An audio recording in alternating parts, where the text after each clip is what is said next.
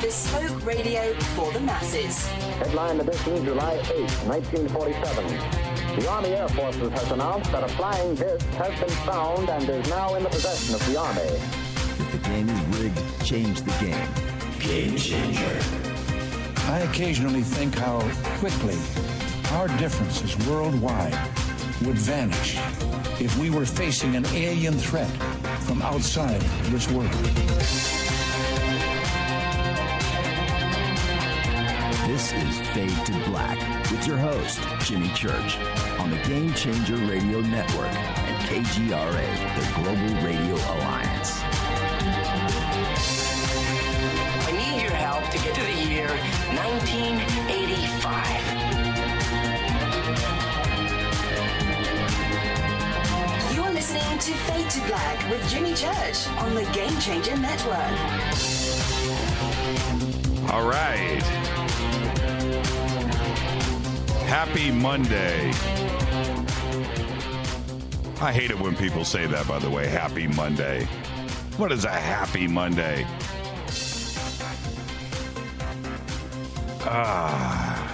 It's a Monday spent with you. This is Fade to Black, bespoke radio for the masses. Today is Monday, October 3rd, 277 days into the new year. Just 91 days left. 35 days to Armageddon. We are live from a bunker somewhere in downtown Burbank, California. I'd like to welcome everybody listening all around the world, all across the United States. Hither and thither, to and fro, back and forth, up and down, east and west, north and south, far and near. This is Fade to Black. For KJCR, the Game Changer Network, and KGRA, the Planet, I'm your oh-so-humble host, Jimmy Church. Let's crackin', everybody. It's going to be one of those nights tonight because we have very special guest with us, David Sereda. He's here. It's going to be an all UFO type of evening tonight, I guarantee you.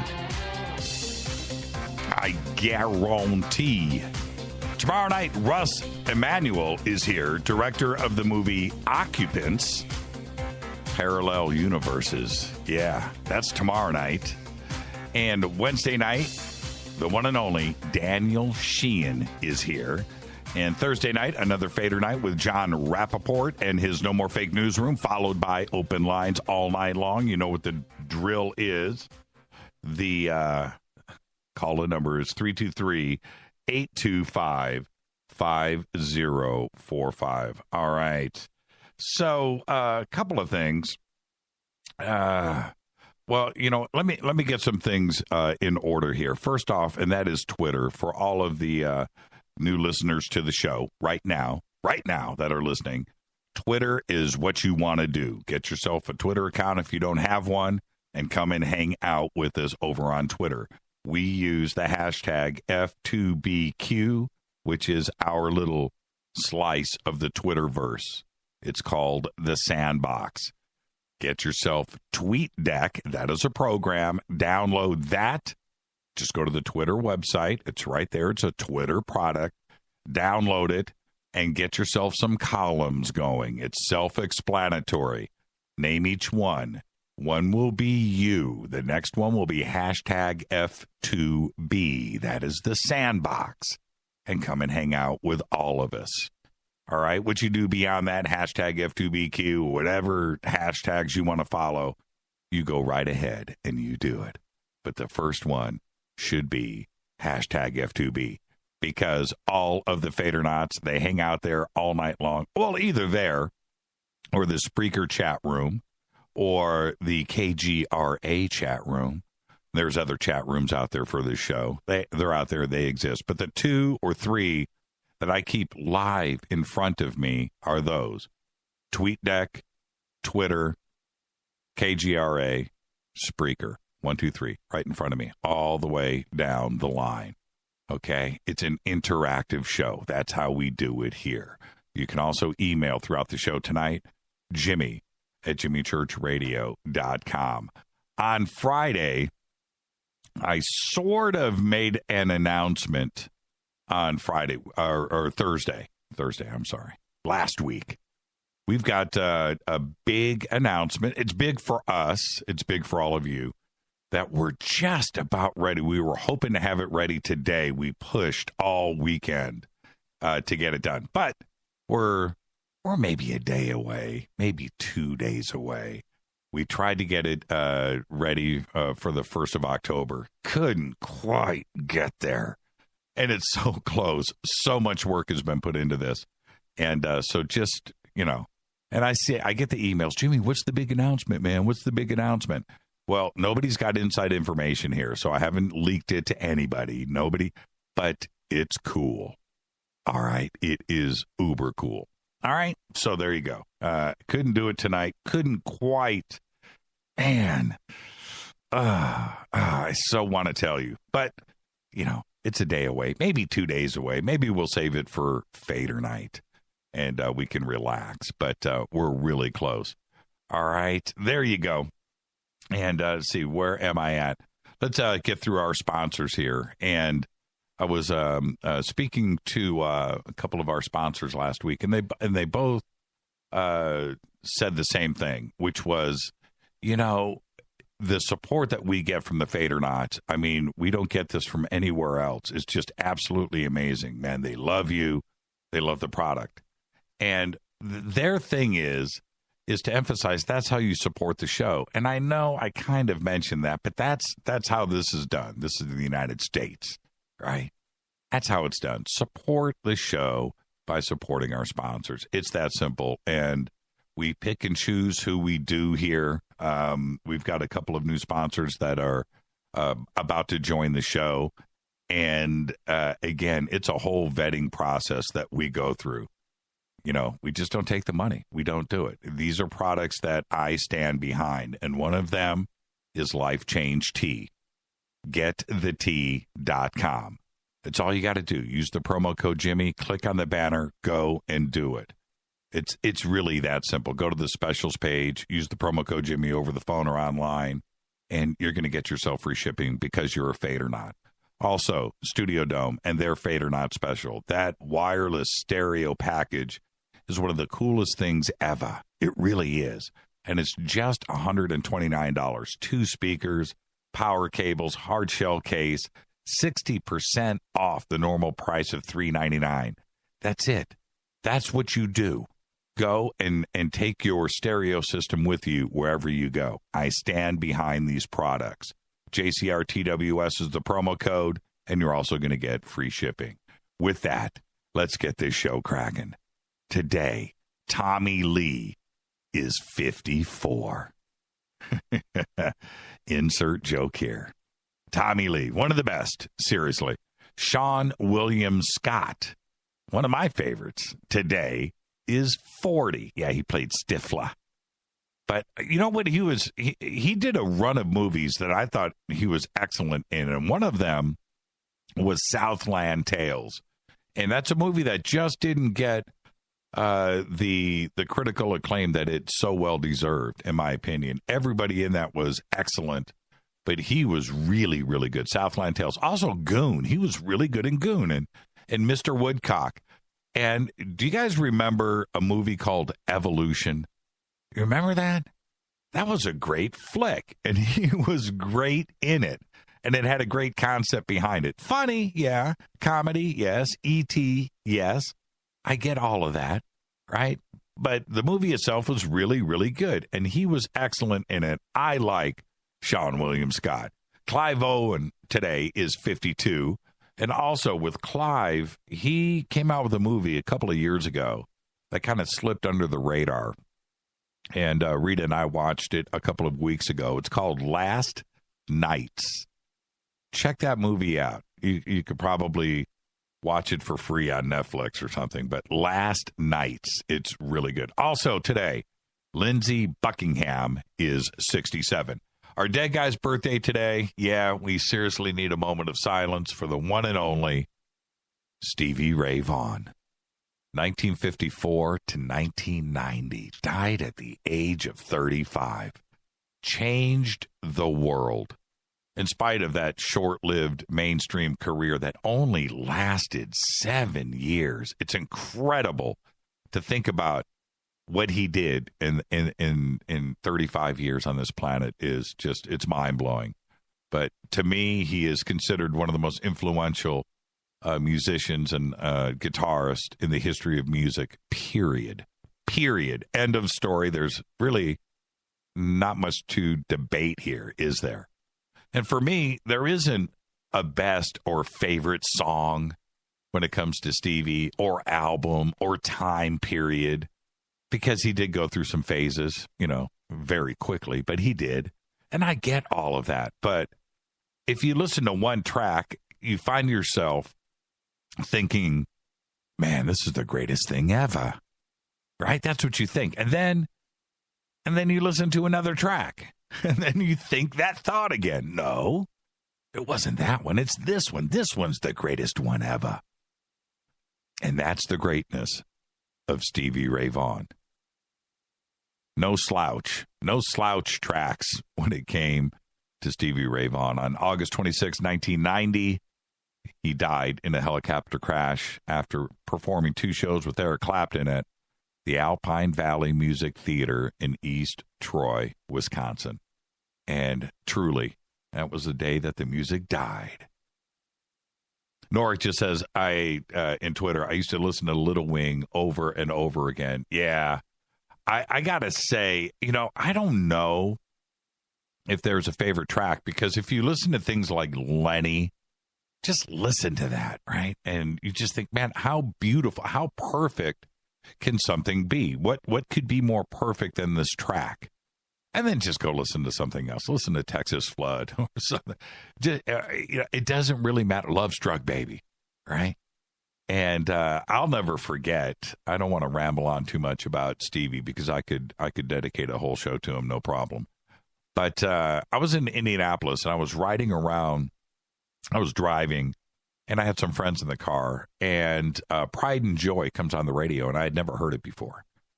And during, Stray Cat Strut, there were some throwback songs that were big in the early 80s right then. But anyway, Pride and Joy comes on. And I'm like, this sounds like this is something from the 1950s that I've never heard before. Wow, I thought I knew everything. And I listened to the whole track, and I'm listening to this. I'm like, man, that is like the most baddest, perfect thing I've ever heard in my life. Who is this guy? It's Double Trouble. Stevie, what? And that was the beginning of my fascination. The way that the first time that I ever heard him, how it grabbed me. And pure genius. And I was going to light up Twitter. It's hard for me to pick one song, a favorite song of Stevie Ray. But I'll let you guys have a crack at it right here in Twitter. What's your favorite Stevie Ray Vaughan song? What's the perfect moment? Man, the video, the DVD, Live at the Macambo, check that out. And that's in the early days. Man, Stevie Ray Vaughan, man, seriously, changed the world. And I'm not sure that if he ever really knew it. He had his fans. All right. On this day in history, in 1995, O.J. Simpson was acquitted. Yeah, I did it. I said it. Fader fact. In 2013, Bill Gates admitted that the Control-Alt-Delete command was a mistake, and he should have made it a single button. And that is a Fader fact. Tonight we have David Sereda. We're going to discuss UFOs all night long. We've got a lot of different things we're going to talk about with David, but it's going to be one of those nights. So buckle up and get ready. Tomorrow night, Russ Emanuel is going to be here. He's got a new film out. It's called Occupants, and it's about parallel worlds and this couple. It's an amazing film. Tomorrow night, the director's going to be right here. I think we're even going to pull in the writer of the film and maybe even one of the actors tomorrow night right here. So you're not going to want to miss that. Then Thursday night, the one and only Daniel Sheehan, the people's advocate, the UFO, the ET advocate is going to be here. Daniel Sheehan. Thursday night's another Fader night with John Rappaport and his No More Fake newsroom. Now, there were a flood of social media posts over the last couple of weeks about the U.S. handing over the internet to the United Nations. And I'm sure that you saw some of them. You saw the headlines, sign the petition. We can't give away our internet to the UN, said another. Our internet, right? Our internet freedom is being given away. Wait a minute. Now, hold on a second here. You know, you're saying to yourself when you're seeing these posts, of course, all of you were inflamed like I was, no, they won't, they can't. But actually, well, it sort of happened. It really did. Let me explain. And I talk about this a lot, but since the dawn of the internet, way back when, the World Wide Web has been controlled by the United States government's Commerce Department. And you have to understand the origins of the internet and where it started, back with the DARPANET running between Colorado and Stanford University and, the Air Force Academy and the DARPANET, right? Changed its name to the internet. As of Saturday, the American government is no longer in charge. That's right. It actually happened. Now, did we give up something? The freedom did we give up something? Well, it is true. The United States Commerce Department, as of Saturday, is no longer in charge. Instead, an almost 20-year-old California-based multi-stakeholder nonprofit called the Internet Corporation for Assigned Names and Numbers, otherwise known as ICANN, is in control. ICANN was created by the Department of Commerce back in 1998 and was given a government contract to manage the internet. The long-term government goal in creating ICANN, which is made up of governments around the globe, by the way, corporations and individual internet users, was to eventually give the multinational organization full ownership of domain name systems, DNS. Now, you need to just stay with me here. And a lot of us are very internet savvy today. We are. So you understand what terms like that are, what a URL is and what DNS is. A domain name system, or DNS, on the internet ensures a specific URL leads to the correct servers and pulls up a specific website, like Fade to Black. The information that's there, names, numbers, etc., that allow the DNS to do its job is saved in one major file. One file. Everything is in one file. And that is known as the Internet Assigned Numbers Authority, or IANA. Now, since ICANN's creation, it has been overseeing how web addresses on the internet are passed out and has been regulating the IANA. The main file. There's one file out there. Can you imagine how big that is? That's got everything in it. One central file. And the control of that file is a big deal. And who oversees it and the oversight of it. Now, ICANN officially owns the IANA. That file. The fact that the United States government had the final say over the domain name system never really sat well with the rest of the world. especially after 2013 when Snowden comes along and reveals the scope of the internet surveillance and how the United States was dealing with that. Because we controlled everything here. Now, severing that last tie to the U.S. will allow foreign governments and companies to have confidence that the internet is outside of the U.S. control. But is that actually true? Think about this. Nobody really knows for sure. Politicians who oppose the handover, the quest to keep the technical management of the internet in U.S. control, is led by one and only Ted Cruz. Straight out of Tejas. That's a Stevie Ray Vaughan reference. Who has previously called the handover, and I'm quoting here, a giveaway of our internet freedom. And he argues that online freedom is in jeopardy and alleged that the authoritarian governments who are members of ICANN can inhibit freedom of speech on the internet. Russia, China. According to Cruz, foreign governments and global corporations will have an increased voice within the ICANN moving forward, end quote, which will allow them to censor speech. That's Ted Cruz's argument. And it's not a bad one because we don't want that. That's enough to scare anybody, right? But ICANN themselves say something else. They're arguing that the U.S. government never had the ability to control speech, and no other nation will gain such power.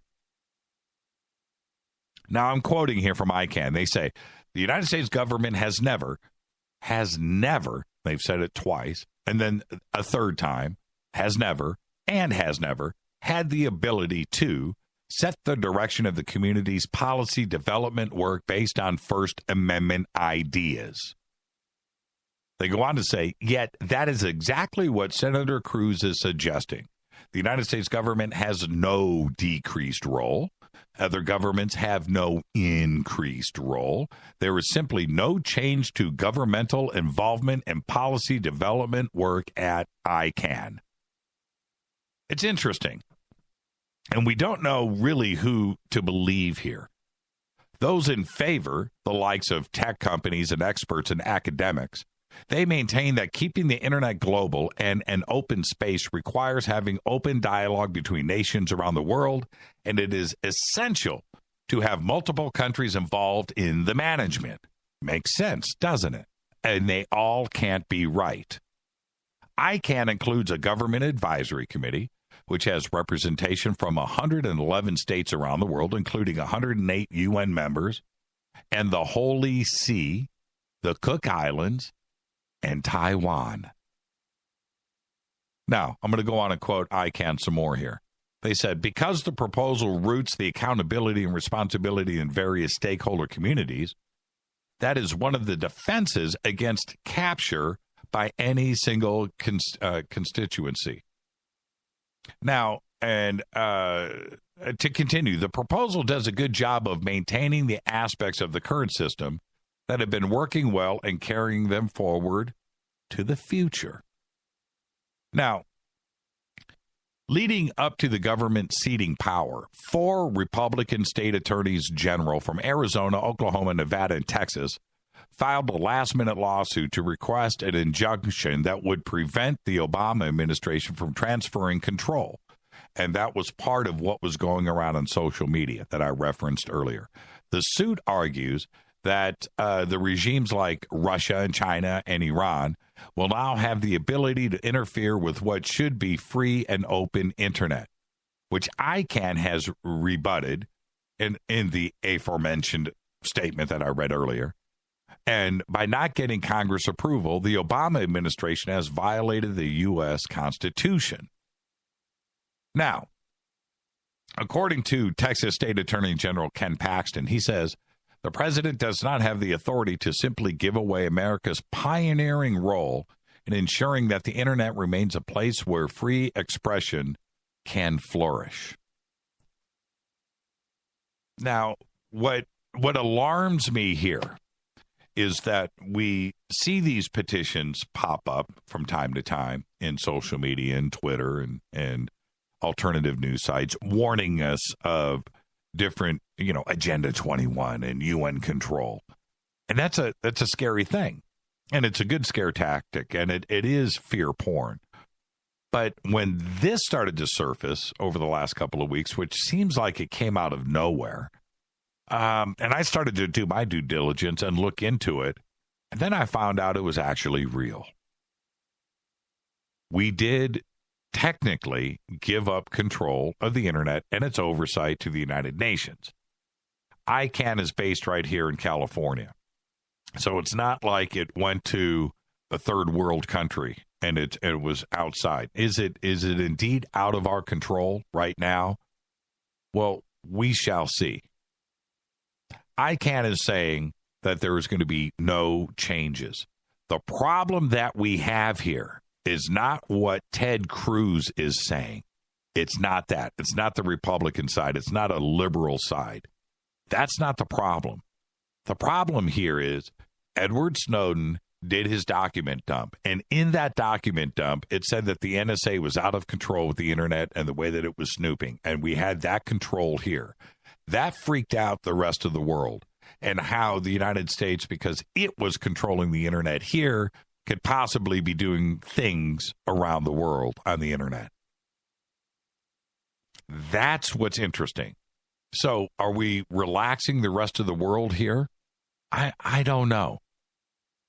But everybody here can't be right. The facts are the internet is now controlled indirectly through the United Nations, that other world governments now have a say in this, and an equal say. Is that a good thing or a bad thing? We've got to let this play out. One thing is for sure, the transfer of control has already happened. I'm a big, big proponent of free speech, the free internet. And that's why I am able to speak to you today, and you are here to listen to me. And to have that go away, or the ability to distribute shows like this over the internet, and that gets choked down, then we have a problem, because we have been enjoying a very fun free ride for the last 20 years, and none of us want to see that go away. We shall see. This is Fade to Black. I'm your host, Jimmy Church. Tonight, David Sereda is right here. This is Fade to Black, Bespoke Radio for the masses on the Game Changer Network and KGRA, The Planet. Do I spread fear porn? No, I don't. I'm not going to do it here. I want to. I do. I'm your host, Jimmy Church. I'll be right back.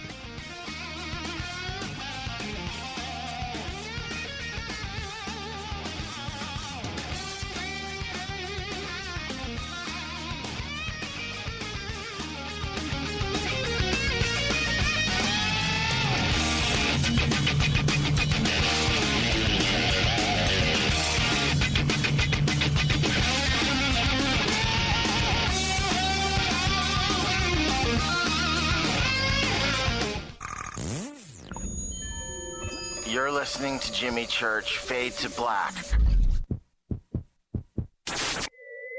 Fade to Black will now pause for alien identification. The station that talks the net. KGRA Radio. What's up, revolutionaries? It's me, Jimmy Church. Do you have an IRS or state tax issue? Well, I did, and I called national tax experts. My problems were fixed, done, fini, and man, I gotta tell you, it was a relief. National Tax Experts are a recognized tax office that services clients in all 50 states. It doesn't matter where you live. Give them a call. I'm telling you, they take the time to understand each and every client's individual financial status as well as their financial goals. And that's exactly what you need, my brother, when you're taking on the evil three-letter. So, seriously, give them a call today at 1-877-909-5444.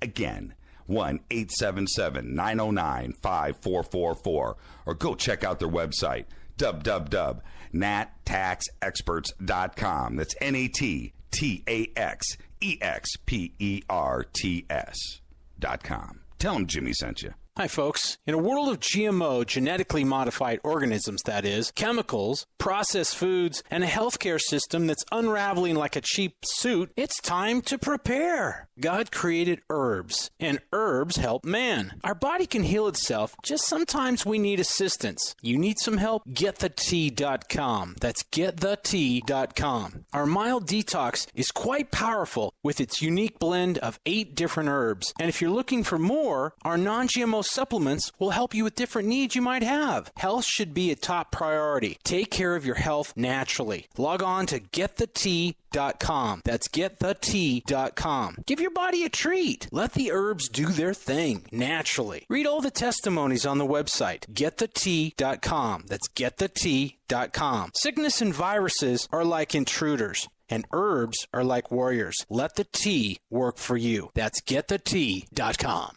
9 out of 10 geneticists agree. Fade to Black is not your father's radio show on the Game Changer Radio Network and KGRA, The Planet. Hi, this is Chase Kletsky with Fate Magazine Radio, and you're listening to Jimmy Church and Fade to Black on the Game Changer Network and the KGRA digital broadcast station, where the Fader-Knots rock. Hi, this is Rob Reiner from Anvil, and you're listening to JimmyChurchRadio.com. What's up? I'm Chris. What up? This is Kyle Massey, and you're listening to Jimmy Church Radio.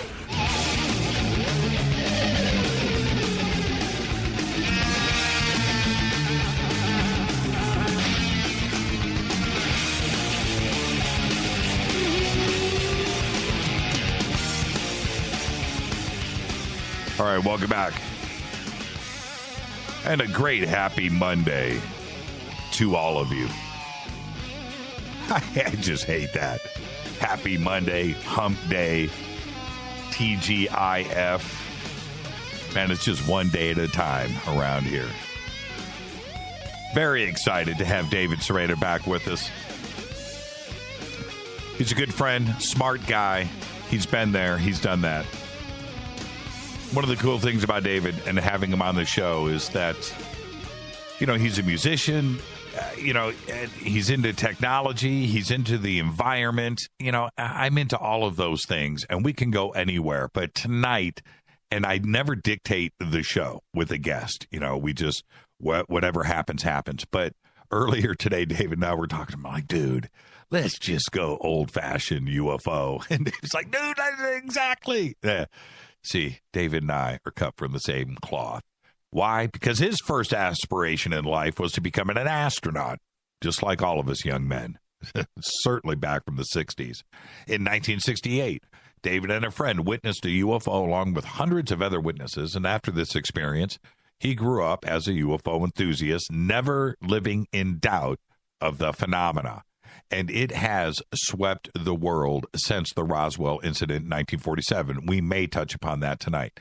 His interest in space, religion, philosophy, astronomy, and science has led him on his career in related fields. He has worked deeply in high technology, on environmental and humanitarian issues, and as a professional photographer for over 20 years, he has studied world religion, science, physics, and paranormal psychology for the last 25 years. His website is DavidSereda.net. I would like to welcome back to Fade to Black, the one and only David Sereda. David, how you doing, man? Good, Jimmy. Good to be here. Thanks for having me on tonight. It's always great to have you on for a conversation. Happy Monday. And funny, we just had these 2 huge black bears in our yard. I mean, it was so scary. I had to wedge all the doors, and you call the animal control, and they're more concerned about the bear's safety than ours. So I said, okay, I guess I just got to get a shotgun. And it's amazing because I've never thought of having a gun like that in the house with 2 kids. But when you see these bears climbing the fruit trees, there's no fruit in them, and they're sitting in the top of these little trees, these 450-pound bears. And I was just, oh my God, if they get in the house, so I've got a spear, bear mace, but it's time to get a shotgun. Yeah. I was watching a video. It's funny you say that because I was watching a video a couple of weeks ago, and somebody sent it to me, and it was a video. I'm sure that everybody has seen it, but it was a video of like 3 bears in a pool fighting over a floaty, trying to climb on it, and so they could sit on it, right? I've seen that. I mean, they're amazing. You're watching them, and they ripped up my daughter's soccer ball. My wife had one of those big, exercise balls, from the 80s and 90s where you used to do aerobics with your big ball, and he just shredded it and just deflated it. In fact, my wife went into labor with my first daughter on that ball, so I was really pissed at the bear. But man, they're so big. And in my tree planting days, I'm planting trees in the fog on a logging road. There's nobody around. There's not another tree planter, and there's 2 grizzlies just, looking at me in the fog. And I hold up the tree and said, please don't eat me. And I'm planting trees for you, and so don't eat me. And I remember that day. I thought if I would have died that day, then I never would have done any of this. So the bears had mercy on me. I know that we see the bad side of bears, but is there something that makes them different from dogs? In other words, can they ever get used to us where they, that they wouldn't scare us? Or are they actually, something not to mess with? I'm confused because they certainly are cute and cuddly. Well, I've seen tree planters with their Sony Walkmans on, back in the days of Sony Walkmans. And I was screaming at this guy, Brent, there's a bear right in front of you. And he's digging a hole, listening to his music like you just played so loud. And he didn't see the bear. And the bear just walked right by him, did absolutely nothing. Yet at the same time, I've known tree planters that were mauled and some that were killed by bears. So they're very unpredictable. They can be incredibly peaceful, or they can just take your life so fast. You just, so I've got this rebar spear. I grinded it down and I keep them in the yard. And because in Canada, we can't have a handgun, although most handguns won't take down a bear. You need a shotgun or you need a big rifle. Right. And, they don't, the pistols just don't do anything to them. They just bounce off of them. I've never, when I was a kid, and I'm going to go back to, I was probably 10 or 11 years old, and we were camping down in the Smoky Mountains or somewhere in between Indiana and the Smoky Mountains. We camped at, 15 different places on the way down there. But one of them, one of these campsites, I woke up in the morning and I heard something, and my aunt, Carol, says to me, there's a bear outside, check it out.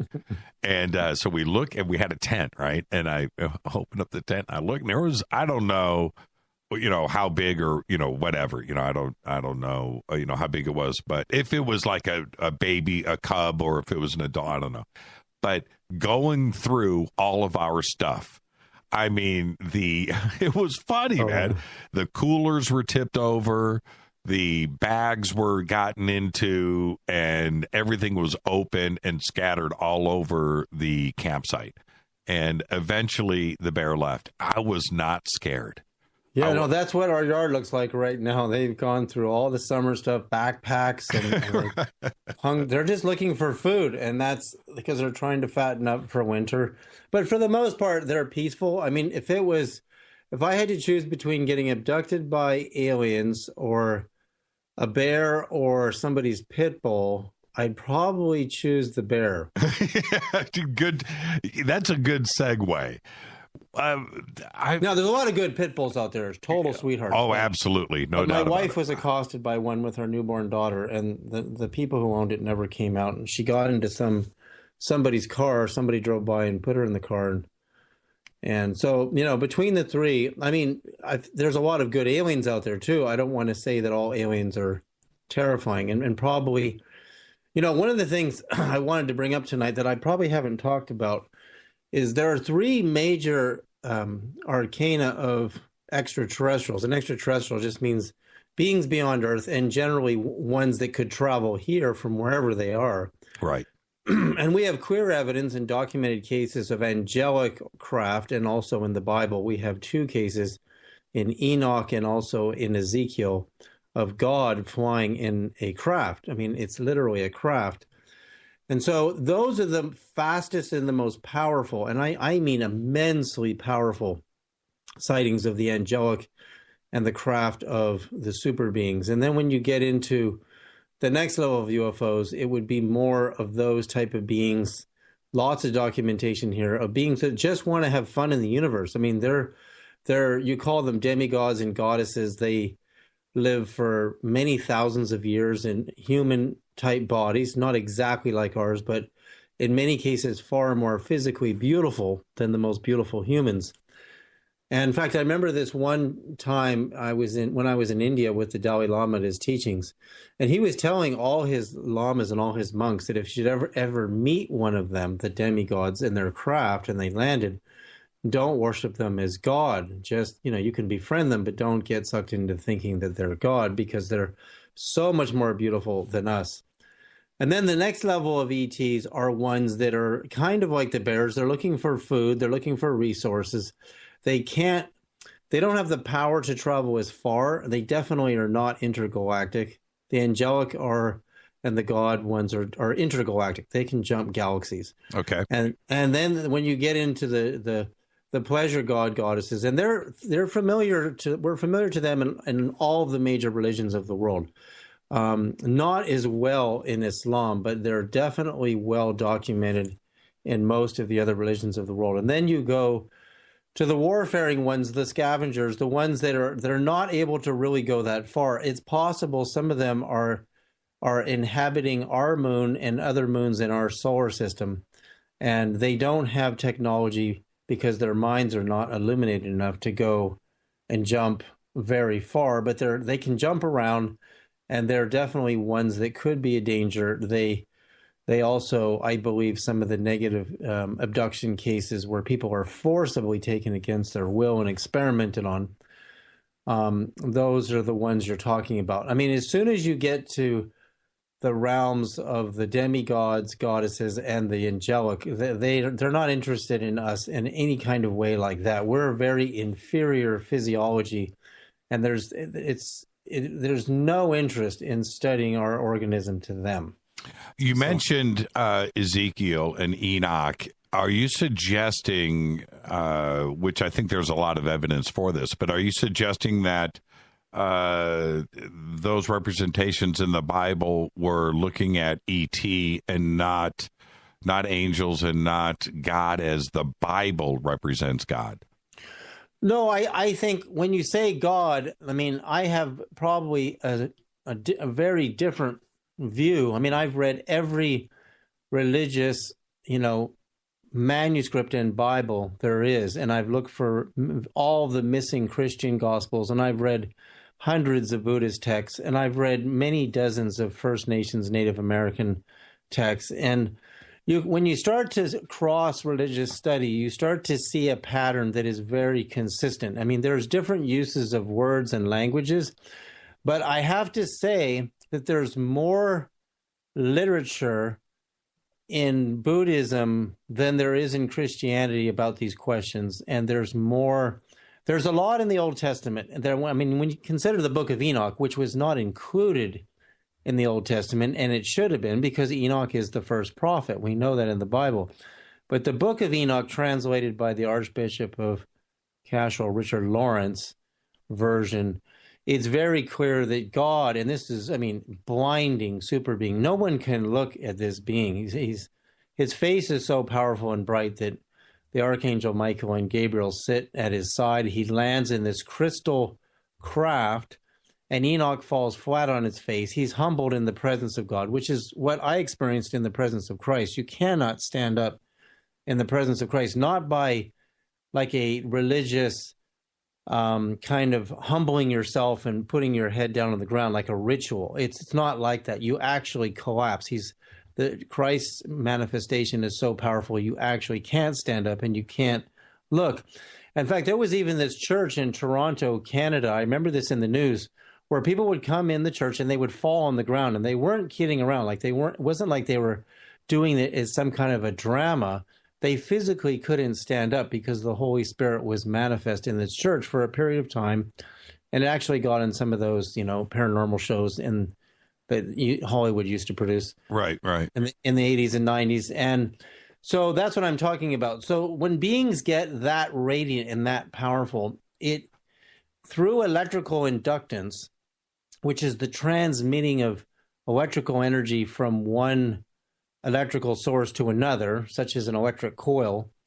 For example, if I take a Tesla coil and then I put power through that coil and then I put another copper coil next to it with no power in it, I can measure voltage and current in the coil next to it that it isn't being powered, and that's called inductance through a distance. Right. Because our nervous systems were physically electrical, but we're incredibly weak electricity in our nervous systems. Basically what happens, and this gets into the movie The Fourth Kind. I don't know if you saw The Fourth Kind. Saw it.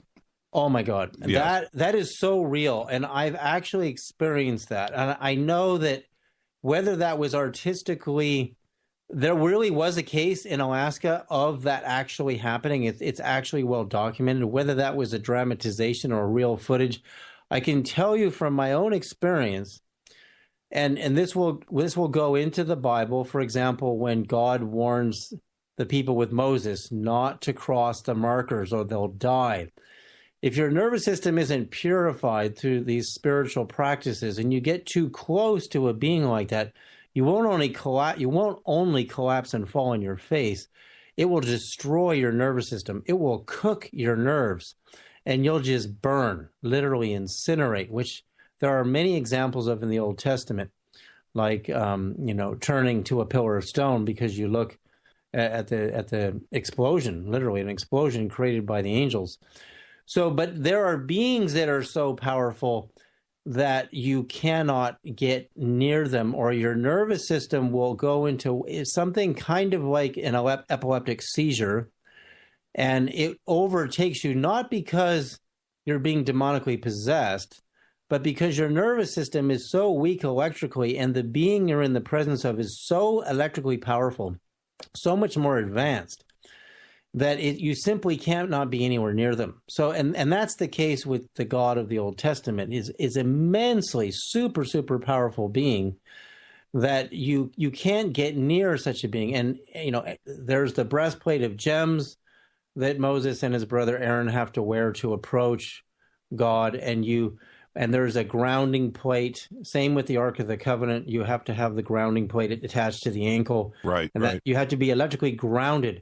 And that's electrical. That means there's a huge inductance of energy. And I've actually experienced in my many, many years of seeing star beings, super illuminated beings, my apparitions of Christ, that when Christ appeared to me, were so blinding there was no way to stand up in the presence of Christ unless Christ allowed it. And by lowering the frequency and vibration of his being, only then could I stand up. And I only stood up once and looked directly at him without blinking. And it was like staring into the heart of a supernova. So, but there are other beings, for example, I was living in Sedona, Arizona, and one night Archimedes, the great Greek mathematician, came.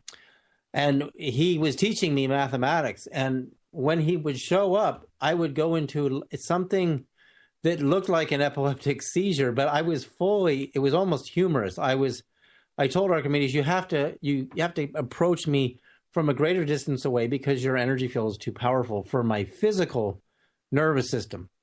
So the next night, Archimedes comes and he's at a greater distance, and I'm still shaking like crazy. I'm literally, you could call it Kundalini in the Indian system, like where this electricity literally starts vibrating and going up your spine. And there are examples of this also in churches where people speak in tongues and they suddenly fall on the floor as if dead. Well, it happened to me the first time I saw Eddie Van Halen. Lost it. He's that powerful. I mean, right. Literally, actually, some of these rock stars are.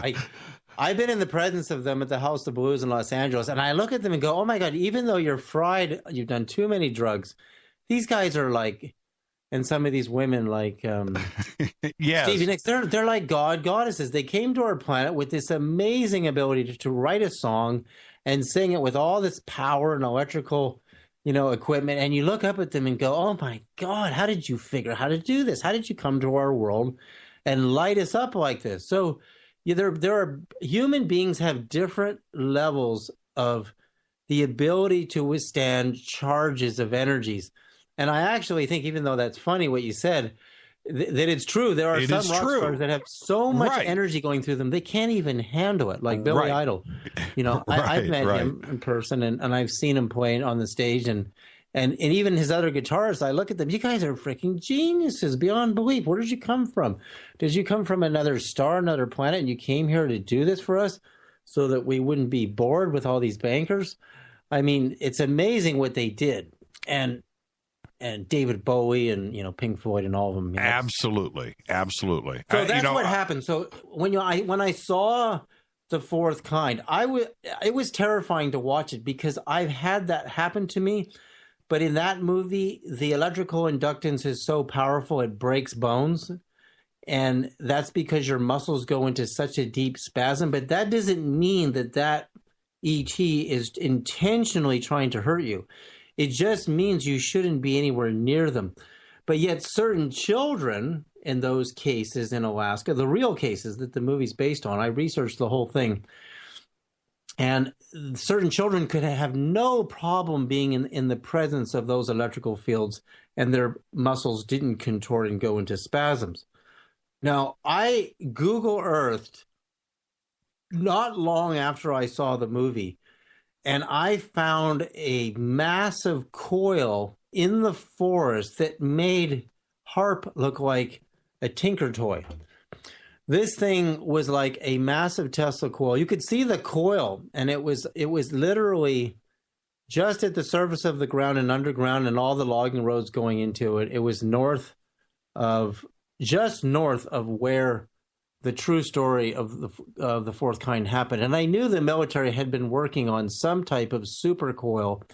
And I even wondered if some of the phenomena were not necessarily extraterrestrial, but they were putting huge charges of energy through those coils, and people's nervous systems were getting inducted electrically and then abducted. And then possibly there were some demigod, goddess type beings that were showing up, and they know what they do to us. See, if there was an ET, and this is what I'm saying, they're not interested in, the super powerful ones are not interested in abducting you so they can look at your nervous system and dissect you like a frog. They're not even interested in us. They're so much more advanced. They have so much more power going through their nervous systems. Do you think that they know about this electronic possibility between them and us, and they regulate it?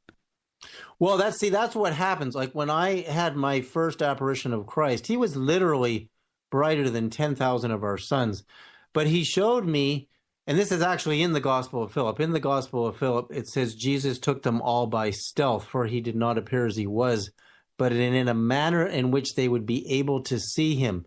He appeared to them all, the great is the great and the small is small, even though his true power hid itself from everyone. I've memorized that. Right. But that's the Gospel of Philip, and that's how immensely powerful Christ was during the Transfiguration.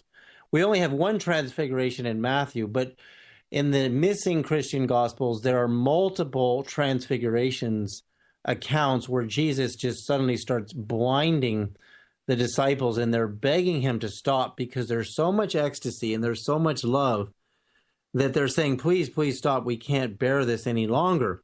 But then there are examples of even accounts of levitation, of disciples being thrown up against the top of the ceiling. I mean, this happened to St. Francis, actually. In many of the accounts of his students, they were thrown up against the ceiling and levitated and thrown around the room with huge surges of energy. And our immediate response to that is it has to be demonic because it's terrifying. But what it really is it's through the electrical inductance of these super beings. So that's why the Gospel of Philip states that Jesus took them all by stealth. He adjusts his vibration. And he told me, the first thing he ever told me is you're not seeing me in my entirety right now. Even though what I saw was brighter than 1,000 suns, I was collapsed on the ground. I looked at him for 1 second, looked down. Look, oh my God, look for 1 second and look down. You can't look. He's too holy. He's too powerful. And we're these mere humans. So, but there are multiple accounts of super beings that are in different world religions that have very similar descriptions. Like in the Bhagavad Gita, this is 5,000 years before Christ, which is even before the oldest Hebrew accounts of the God of the Old Testament, even older than Enoch, actually. And Krishna is walking on the ground, and he's at the same time appearing in the sky brighter than 10,000 suns.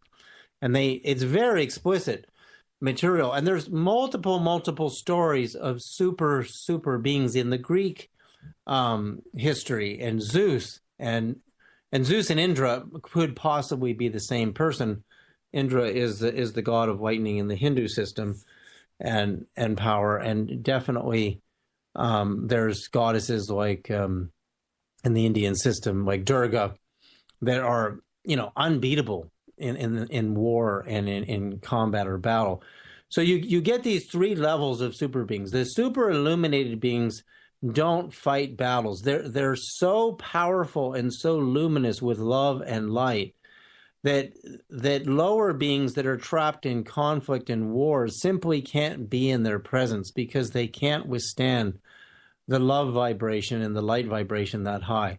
When you get into the demigod goddess realms, you get into UFOs and beings that actually have weapons, but their nervous systems are so powerful they can throw lightning bolts around and levitate massive objects, and they're very unbeatable in battles for people like us.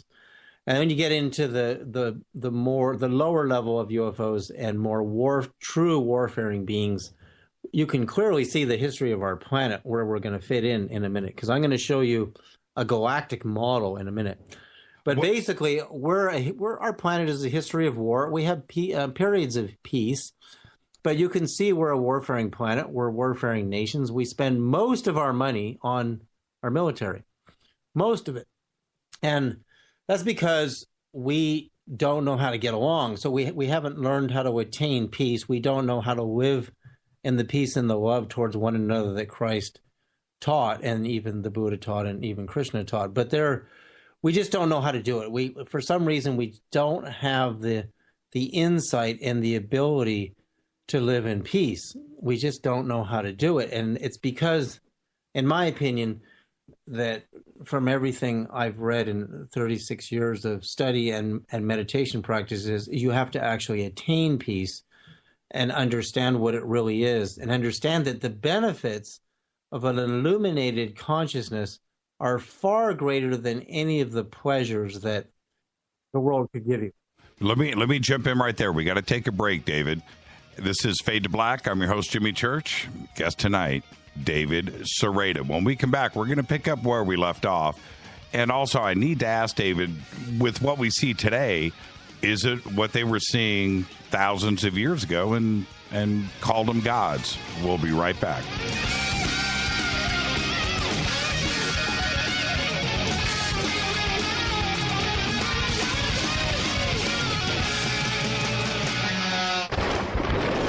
This is Fade to Black with Jimmy Church on the Game Changer Radio Network and KGRA, the Global Radio Alliance.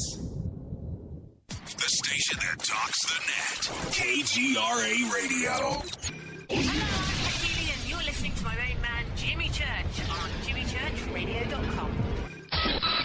Hi, this is Ray Hobbs here, repping the planet, and you're listening to my good friend, Jimmy Church, Fade to Black, on the Game Changer Network and the KGRA digital broadcast station. Angioprim can unclog blocked arteries and improve blood flow in all parts of your body. Angioprim is oral chelation. Easy, simple, liquid oral chelation. You take it with juice before breakfast and forget about it. Angioprim works fast, unlike old-fashioned chelation that takes hours. Just log on to angioprim.com. That's Angioprim, ANGIOPRIM, angioprim.com. Angioprim users say they have more energy, more strength, more endurance. Increased circulation and blood flow will make all your body parts work better. Log on to angioprim.com to get more information on how you can get started and start feeling better, having fun, and doing more again. Lots more. Talk to a trained Angioprim consultant. Call Angioprim toll-free at 877-882-7221. That's 877-882-7221. Or log on for complete information. Angioprim.com. That's angioprim.com. Find out how Angioprim can work for you. Get the facts about Angioprim at angioprim.com. This is Toby Kebbell. You're listening to JimmyChurchRadio.com. Don't hurt me, Jimmy. I'm only little. Hey, I'm Adrian Grenier. And this is Ari Gold. We're the Honey Brothers. Yes. We're of the Honey Brothers. Hey, I'm Adrian Grenier. And I'm Ari Gold. We're the Honey Brothers. And you're listening to Jimmy Church. The Revolution. What's up, Fadernauts? Studio Dome loves Fade to Black and the F2B audience so much that they have put together the ultimate stereo Bluetooth system. They've done it just for you. Man, check this out. The Studio Dome SBB2 stereo system is here. It's featuring 2 Studio Boombox 2 SBB2 wireless Bluetooth speakers, packed in its own custom hardshell case. This Studio Dome system features the very latest in stereo Bluetooth technology. The 2 full-range boomboxes are in true wireless stereo. You've got to hear this. It's amazing. It's just $129 and use the promo code JCRTWS and you'll also get free shipping. It's simple. Just go to jimmychurchradio.com, click on the Studio Dome banner. Go Beckley Tepe. This is Micah Hanks of the Gralien Report, and you're listening to Jimmy Church on Fade to Black, across the globe on the Game Changer Radio Network and the one and only KGRA Radio, The Planet.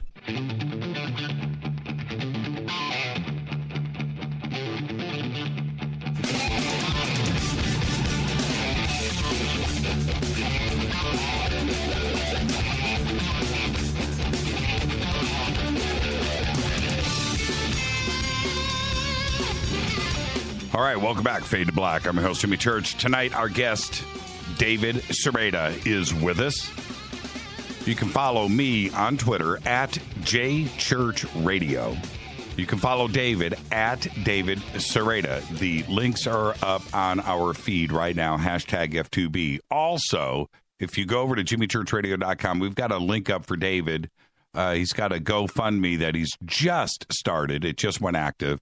And for his new film project, which is called God's Great Pyramid. We'll talk a little bit about that. But David, on the net, when you go and search YouTube, he has literally had tens and tens of millions of views. I can't even contemplate that kind of coverage out there on YouTube. But David has done that. Of course, there's his famous documentary, Dan Aykroyd. UFOs Unplugged. I think that's what it was called. What was it called? Unplugged on UFOs? It's Dan Aykroyd Unplugged on UFOs. And then there was our film Quantum Communication that I produced with Jim Law and Sedona. And people changed the title of the film, loaded it on their channel, would get 5 million views. We'd have them take it down. They changed the name of the film to Mind Science Kept Hidden. Right. And now it has another name. People will write me and say, oh, I saw this great film you're in.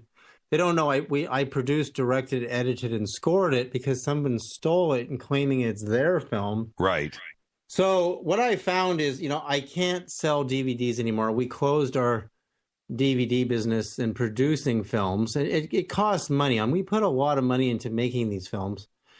But what I'm willing to do now is I realize people want to see movies free on YouTube. So I just need, I own all my equipment. And so in those days, I had to buy the equipment just to make the first few films. We made, Evidence, the Case for NASA UFOs first. And then we made the Dan Aykroyd Unplugged on UFOs was made by John Johnston and I in Los Angeles, and we got a deal with a Hollywood distributor. And then the film quickly went all over the internet, and then we couldn't sell DVDs. So actually, I lost about $75,000 on that movie, which was my life savings. Took me years to recover from that loss because I thought, and Dan Aykroyd was supposed to get paid, but he didn't and neither did I, because it got hijacked on the internet by users. Just people put it up and you don't know who's doing it, and you can't stop them because then one of them you take down, and then it's a full-time job monitoring situations. Yeah, we go through that every single day. That's, right, with your show. Oh man, it's crazy. And I go and I watch this stuff and I see, people monetizing it with all of these views, a lot, right? And it's not one, it's dozens and dozens, and it's like a full-time job submitting all of this stuff. And then they'll turn around and send me some piece of email. Dude, man, I'm so sorry. I didn't mean to, post it and monetize it. I was like, what do you mean you didn't mean to? I don't even get nice letters like that. I get, this is a spiritual film. You owe it to the world for free. As if somehow I'm this rich guy. Right. Like the church. And I have this endless funding. I mean, I'm raising my children and we work really hard. Anyway, so the only way to do it now is to have people pitch in $3, $5, $10, $20, and you're basically, if thousands of people will do that, then we can have good quality films on the internet. And I know Stephen Greer has raised like $300,000 for his next film, so I'm looking for $30,000 for my next film to turn the book God's Great Pyramid, which is at davidsradio.net. It's a PDF book. Anyone can get it there, and you can see what it's about.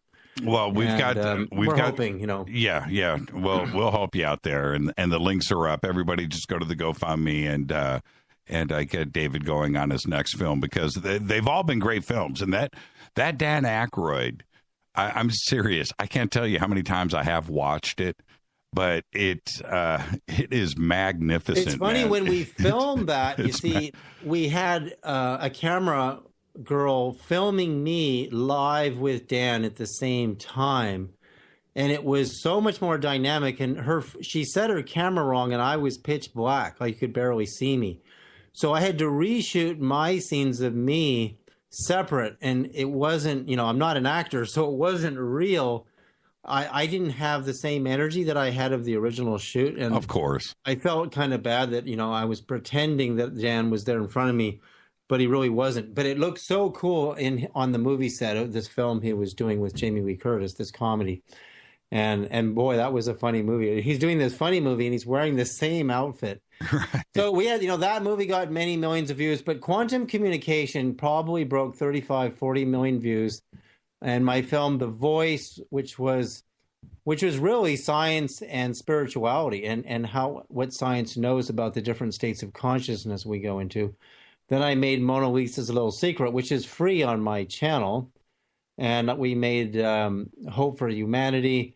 And so we made a whole bunch of films. And now the film business is over. And I'm really kind of heartbroken because I love producing good quality stuff. Most of the stuff I see on YouTube is produced so bad. But, people now, it's actually changing. They won't even watch, 3 hours of content. You got to break it down into little 10-minute pieces for them because they don't want to watch anything more than 10 minutes. Yeah, and I'm the opposite when it comes to YouTube. I want something 2 hours long because I do it at night in bed, and I just want to sit there in the dark and listen, not necessarily watch. I just want to listen to the narration. And, I'm different, but there's a lot of people out there that are like that they do their YouTube stuff at night in the dark, right? It's kind of weird. They love it. And even if it's produced bad, they just want to listen to something. So I I do a lot of special effects and we do music. And I don't know if you got it, but I sent you, my wife and I did this song. It's kind of a spiritual sounding song, but we inlaid subliminal Great Pyramid frequencies underneath. So when you're listening to it, this is a new thing we're going to be releasing on our site. We have a lot of music we produced. A whole 2 albums are sitting here, and we're going to have these healing frequencies laid in underneath. So your subconscious mind is getting healing frequencies at the same time you're listening to music. So I found a way to get those in there. That, and that you do have a quality to your work, that is way above and beyond, what most people would consider doing. And you do that. And your films are very, very watchable. So I wanted to jump back, actually, David, to what we were getting into right before the break. And the one thing that I think is kind of obvious is the sightings that we have today, including my own personal experiences. I don't think these are new, obviously. They've been going on for thousands of years. And the same sightings, if they occurred, 3000 BC, 2000 BC, is that what we see the references in all of these, not only biblical texts, but in mythology too as well? They didn't have a way to reference it other than angels, demons, God, or so forth. Is it the very same sightings that back then? I think the super God, which are absolutely, and there's not just one of them. There are, humans will argue and will go to war over, my God is the biggest, most powerful God, and I'll kill you because I believe my God is greater than your God. And you don't even really know, right? None of these guys have ever met the God. They just read the text and they get egotistical about what they're reading, and they're ready to, clobber you. So, but the point is, there are historically have been accounts, if you go way, way back in the history of the world, and some of the oldest history we have comes from Turkey and India and the Middle East. And and Africa definitely is, the motherland. And you look, and you cross, and don't get caught in words and what this God's name was, but really get more caught up in the descriptions of the experience and the totality of the energy transference and what it actually feels like to get illuminated. And you'll see that there are, there are beings that cross a certain point of illumination, and that point of illumination is so well documented in Buddhism, Hinduism, and Christianity. There are clearly 7 to 9 levels of the heaven state that you can attain as a human being, and anyone can do it if you put in the practice and you live a life that leads to it. And those 7 levels are, an experience I had where Christ took me through 6 of them, and I saw the 7th. And in Buddhism, when you cross the 7 levels of illumination, like when the Buddha was born around 623 BC, before the Common Era, he had already in 400 previous lifetimes perfected levels 1 through 6. So he was about to attain the 7th level, which he calls nirvana in Nibbana in the Buddhist system. Right. And anyone who crosses that level, like we have accounts in the Tibetan Buddhist system of masters that can jump, physically leap from mountaintop to mountaintop. And beings like Shiva and Uma and beings like that, they start to identify with whole mountains as that is their mountain, because the mountain itself starts transmitting their consciousness, and then you start getting these holy mountains associated with that God. Like there's a mountain for Shiva, and there's a mountain for Padmasambhava, the Buddha in Afghanistan, is where the gateway to the Copper Mountain paradise of the father and mother of Tibetan Buddhism. And that's an interdimensional gateway. So when the Muslims blew up all those statues, that's the gateway to their super mountain. And then, of course, in Moses' time, you have the Mount Sinai, which there are some good arguments that the Sinai we have today is the wrong one. And even James Cameron did a really good documentary on where the real Sinai is. And also in Cameron's documentary, and when I look at this stuff, I want real proof. I'm not willing to bet my life on a book that's been interpreted and reinterpreted for thousands of years. I'm not willing to just say, well, I just have to believe a certain way and somehow I'm going to go flying into heaven when I die. I'm a kind of person, you got to prove it to me with an experience. I don't want to just believe you and go to your church and give you my money on Sunday. I want proof.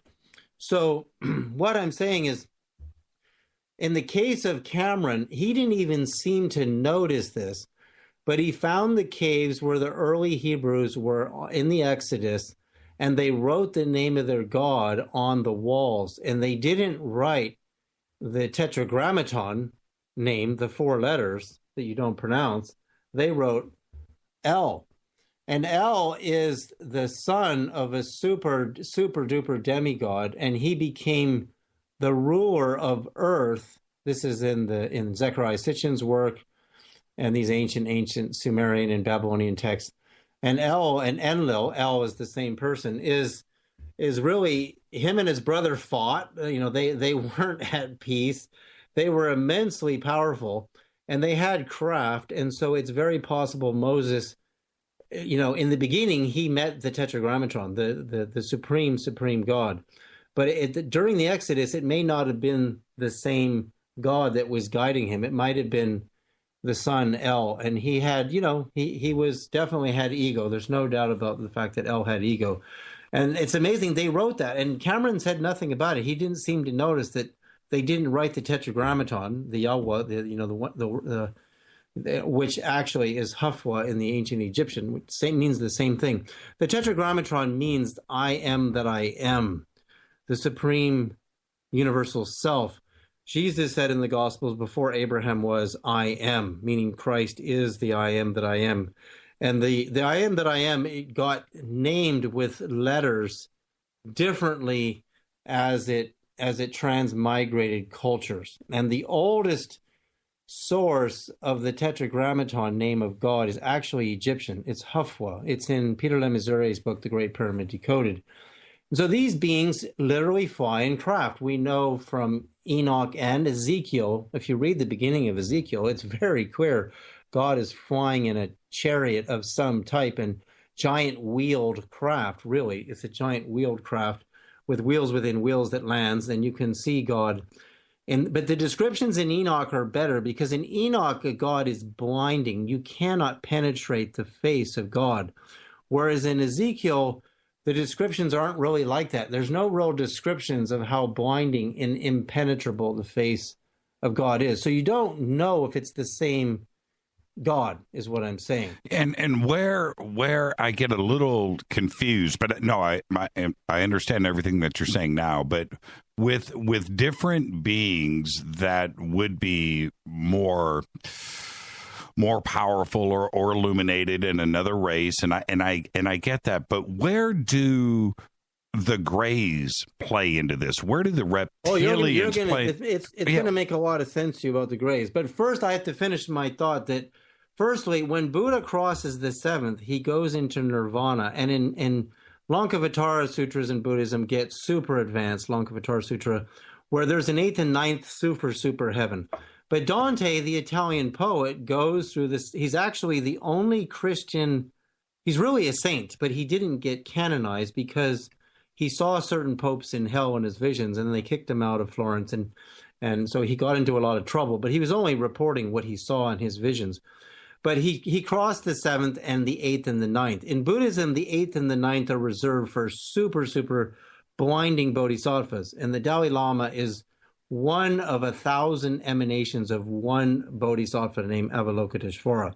But then you go into Islam, and the prophet goes to the 7th heaven, and he's told that's the highest heaven. You can't go higher. But there's an 8th and a 9th.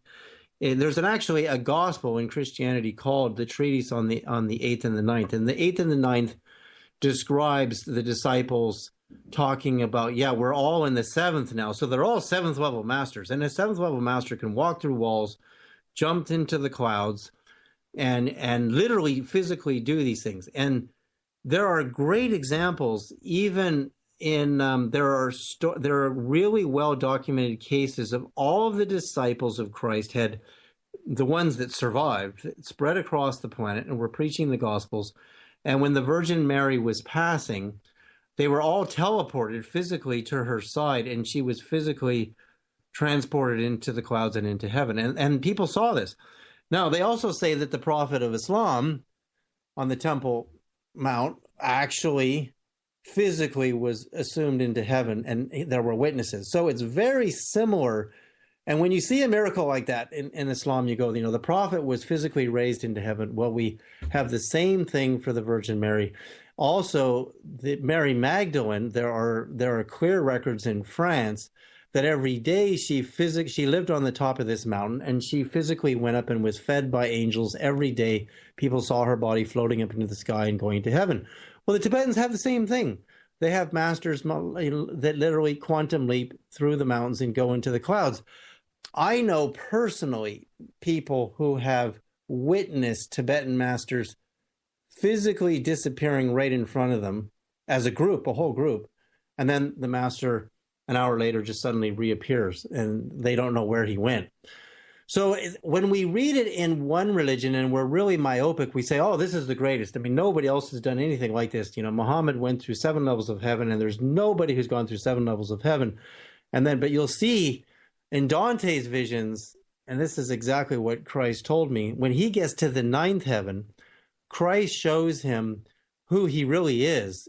And he's even higher than the 9th heaven. And no one has ever crossed, no angel, no nobody, no ET, no nothing. Nobody has ever crossed. He shows him 9 more heavens in the end of the Paradiso that are virgin, untouched heavens that are for the taking if anybody can dare cross those levels of vibration. But nobody had during the time of Dante. So it puts it all in perspective. Where Muhammad went is not the top, at least at that point in his evolution. And there are many examples cross-religiously of those same levels of being. So what I'm saying is when a being crosses that level of illumination, they're so powerful that if they got anywhere near any of us in our current ignorant state, you would have to set markers, just like Moses' God told him to do. Tell the people, don't cross the markers, you'll die. You literally will die if you cross those markers. Right. And that's because they're too powerful for an ignorant, non-illuminated human to be anywhere near the energy field. And then it starts to assume itself into the mountain itself. And that's why the mountain becomes so holy, like Arunachala in India. There's all these examples. In the Himalayas, I'm trying to remember the name of the mountain in the Himalayas where the Tibetans, it's on the tip of my tongue. It's a mountain in the Himalayas that you walk around the base of the mountain, and Shiva lives up there, but so does a super Tibetan Buddhist master. So the mountain itself, because the being still lives in a higher frequency of earth, there are higher dimensional frequencies of earth. And that's led me to, when you read the stories, for example, in the end of the Bhagavad Gita, there literally are flying craft and intelligences from other worlds that are watching the Battle of Kurukshetra, which is not unlike the prophesied Battle of Armageddon at the end of this great period we're going through. That's right. So, and it all looks like, you read the end of the Bhagavad Gita, you go, this is the end of the Bible. It's the same story of the human race going to this massive war because we're caught in the ignorance of duality. We all have egos. We all believe we're right and our God is better than the other God. And even though we've never met these gods personally, and we claim to know, and we blow people up only under the assumption that what we're reading and we're interpreting is correct, but we have no direct experience like Moses did, or the Prophet of Islam did, or Christ did, on what we're talking about. But we're willing to kill each other. So that's what happened in the time of Krishna in 5,000. It's actually about 7,000 years ago is when the Battle of Kurukshetra took place. And then the Hindus have this other great classic called the Mahabharata.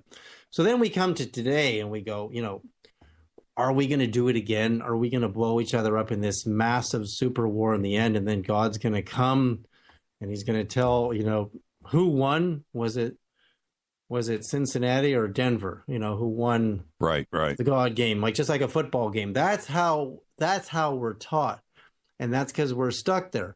But what I think really, when you really cross study, like I've done for 36 years, you'll see there's a point where beings become so powerful that they can't actually come back and interact with the human race.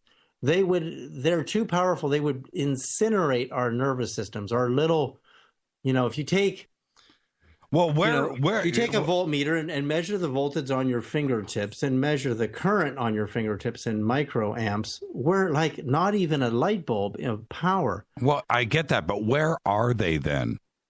Well, there's a point where I laid out, there's 3 levels of beings in the galaxy. And Earth, our planet, is about to cross and is in the middle of crossing a line. Like Emanuel Swedenborg called them the three-level major arcana, or the outermost regions are the warfaring planets. And then there's an inner band, which is really a realm for the pleasure demigod goddess realms, and then the innermost band is where the illuminated beings live.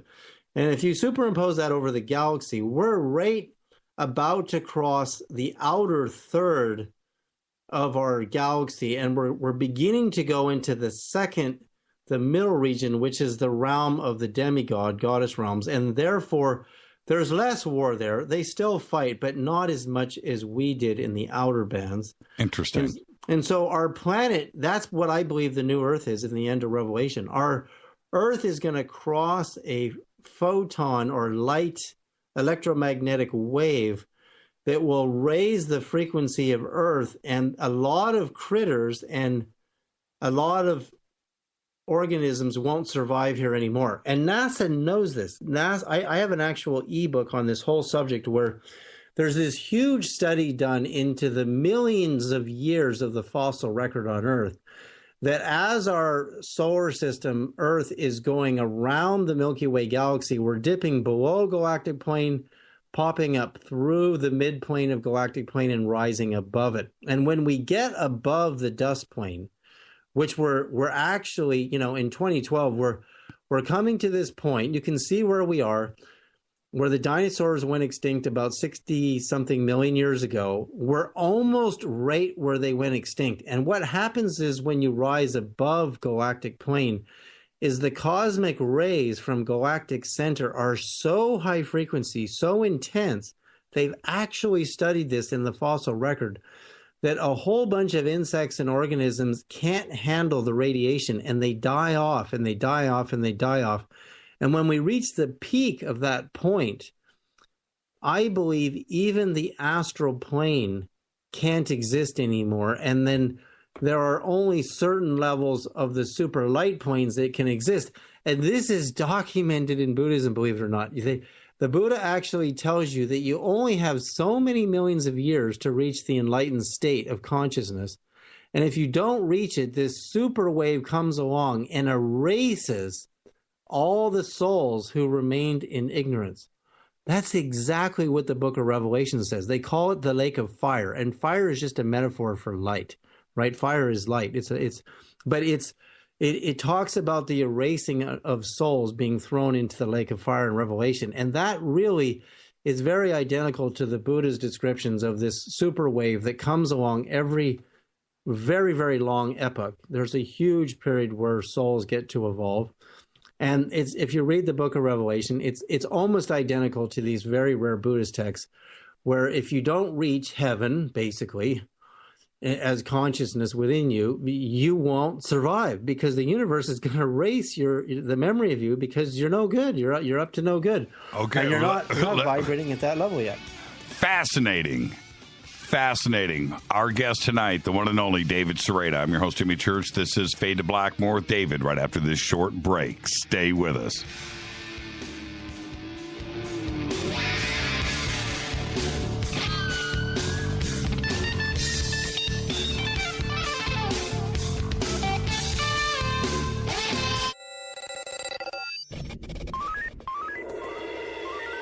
Way out here, we listen to Jimmy Church.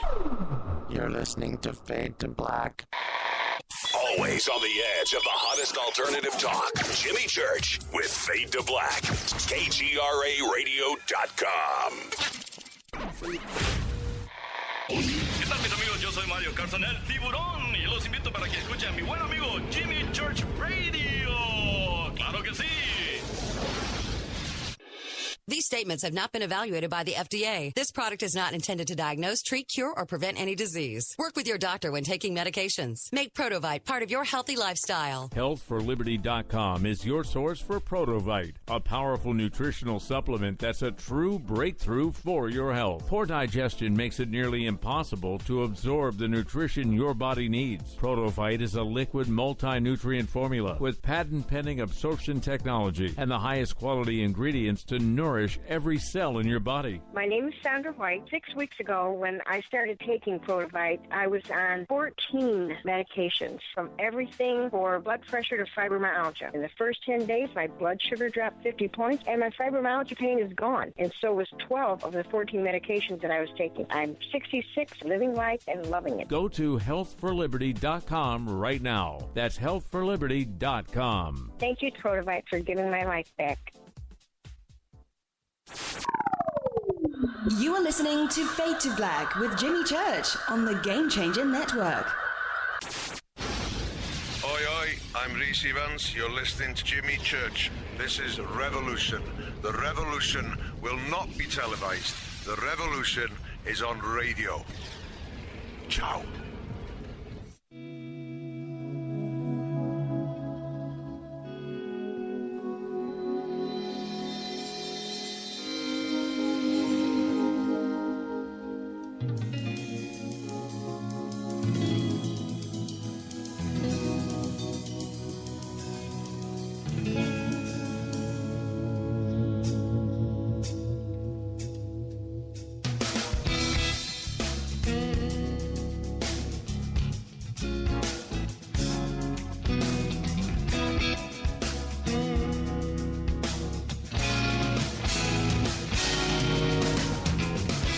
Welcome back, Fade to Black.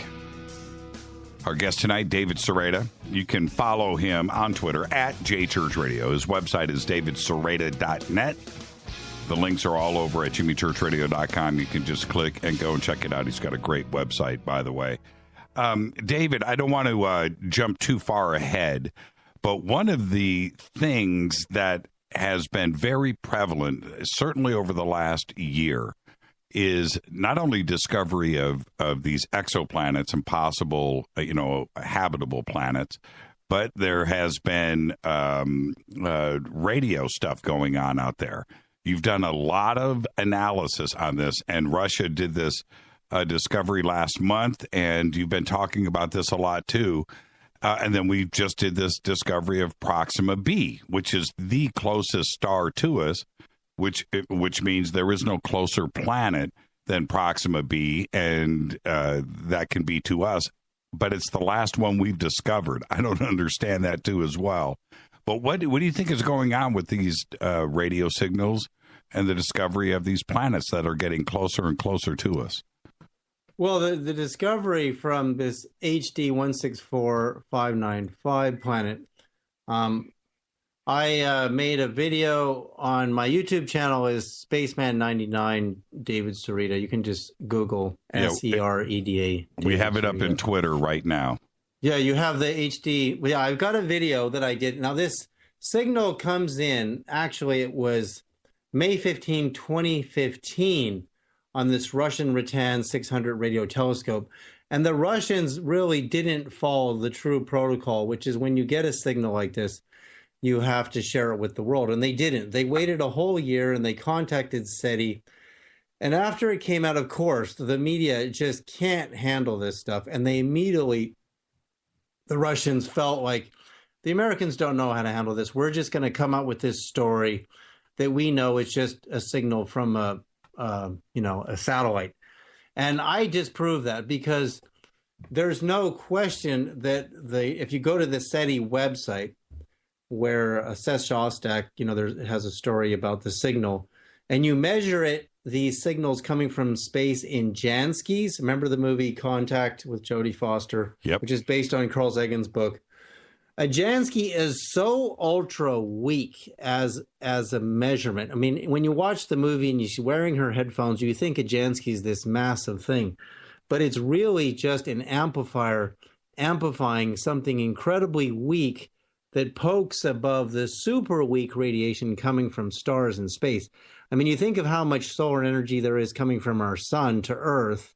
It's very strong because we're close to our star. But when you're measuring radio waves from stars that are tens to hundreds to thousands of light years from Earth, imagine how weak those electromagnetic signals are. They're so weak, they had to invent this unit called a Jansky, which is, converts to watts per meter squared, but a single Jansky would not convert anywhere near to even 1 watt per meter squared. And satellites, when they transmit, are in the watts per meter square range. So there's no way this signal was 0.75 Jansky, so not 1 Jansky, but above background, way above the background of the super weak, signals coming from the cosmic radiation from space, as well as the signals coming from stars. So that means it's very interesting, but there's no way it could be a satellite because a satellite wouldn't transmit in the Jansky range. It would be in the watts per meter squared. So when I read the article that the Russians tried to say, well, because in the past we saw signals that we thought were interesting from space and they turned out to be satellites, which is a bunch of hogwash because you can't see a Jansky. And they also said that it was an 11K military signal. Right. 11 gigahertz, I think it was. Is that what it said? I don't have the data in front of me anymore, but I'm looking at the beginning of my video. So what I did is the Russians had a graphic of it's almost like capturing a photograph of the incoming wave that hit Earth on May 15th, 2015. And the star itself, HD 164595, is right next to Vega. I mean, it's optically right, thumbs away from Vega in the sky. And Vega was right straight above our house when our daughter Astaria was born, just after this signal, only months after the signal, because our daughter was born on September 11th, 2015, and she just turned 1. And so the reason I was so interested in it is I said, my God, maybe there's a connection, because when something is straight overhead during a birth, there's got to be a connection. And I wonder if something's going on here from these star beings, from this star we call HD 164595. So I took the graphic into my computer, and I see that there's these little wave and shelves, the wave goes up and it zigzags down, then it goes up and then it goes down, then it goes up and down. So what I know about math, because I do a ton of math, and is that ratio and frequency are the only two numbers that are universal, that an extraterrestrial could understand, because it doesn't matter whether you use alien feet, human feet, or cubits, or metric, or British feet. The ratio of any two numbers or any two frequencies, or any two numbers of any type, the ratio doesn't change. And I'll give you an example. It's just simple. You take your calculator and you take 10 meters divided by 9 meters, and you get a ratio of 1 to 1, 1, 1, 1, 1, 1, right? That's your ratio. How many the little unit goes into the big unit, or how many the big unit goes into the little unit. And if I convert those 9 meters and 10 meters on an online converter to feet, or even to centimeters, my ratio is still 1 to 1, 1, 1, 1, 1. So what that tells me is I can take this Russian graphic, and it doesn't matter if I don't have the true size scale of it. I blow it up, right, and I calculate my ratios on my waves. Right. And then I convert it to audio as frequencies for my numbers. And I want to tone test them in a tone generator to see if they're random chaotic numbers, which most numbers are.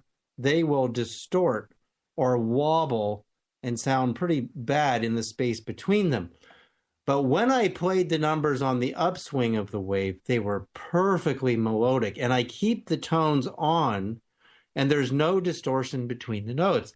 Then I play the downswing of the wave, because I think this was 2 seconds. I forget. It was only like 1.5 seconds or 2 second signals. So the first half of the signal going up is half of that. The next half of the signal going down is the other half. Right. And the down half was perfectly harmonic. But if I play the up and the down at the same time, you can hear distortion between the up and the down. But separately, they're perfectly melodic. And our music scale distorts. A, B, C, D, F, G distorts. All the music scales on Earth, 444, 432, the now famous 432 scale distorts very badly. So it means that humans don't know how to make a perfectly harmonic music scale.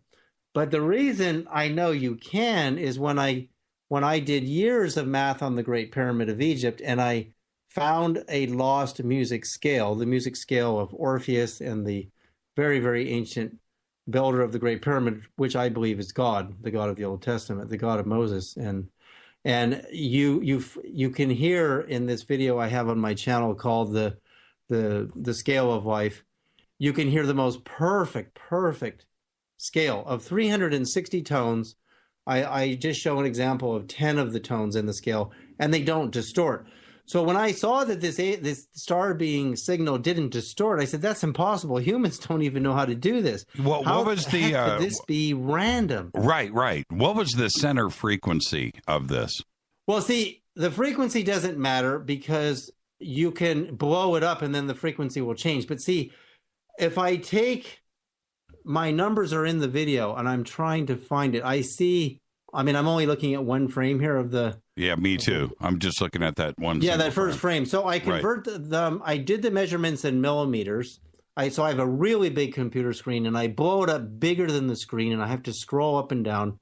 So 520 millimeters, 230 millimeters. And then I can... Now, if I multiply that by a factor of 10, that's 5,020 millimeters, right? Well, I'm seeing here... millimeters. It doesn't matter how many times you blow it up or down. You can convert it to tones and they won't distort. Right. The ratios are the same. The ratios are the same. I get that. But it looks to me like the center frequency here is almost dead nuts on 16K, if I'm reading this right. I just take the millimeters and convert that to a tone. Right. So that'd be 390 hertz, right? So then the next, it doesn't matter what if I shrink this down, I can go to 39 hertz, right? Right. I can shrink it down by a factor of 10, and I tone tested it at 39 hertz, 390, right, and even 3,000. You can scale it by factors of 10. You can scale it by factors of golden ratio. In fact, you can, as long as you scale every number the same, because if you're moving a scale up, everything has to come up to the same proportion. Right. It still doesn't distort. Wow. And that is astounding. That means that there's no way in the world this is a chance random waveform we're looking at here. Or noise.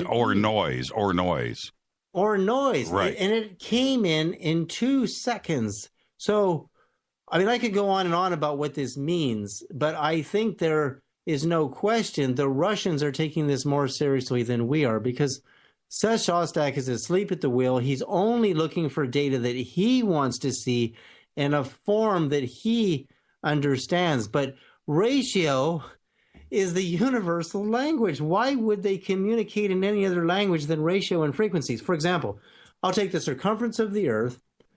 The way you calculate an electromagnetic frequency is you take the speed of light divided by the wavelength. So if I take the circumference of the Earth in metric or in miles, or whatever. Right. And as long as I'm using units, I resolve the speed of light to a unit that's comparable to my unit of measure. Right. It doesn't matter. I'm going to get the same frequency. That's right. So that means frequency and ratio are the language that we could understand from an extraterrestrial or a star being.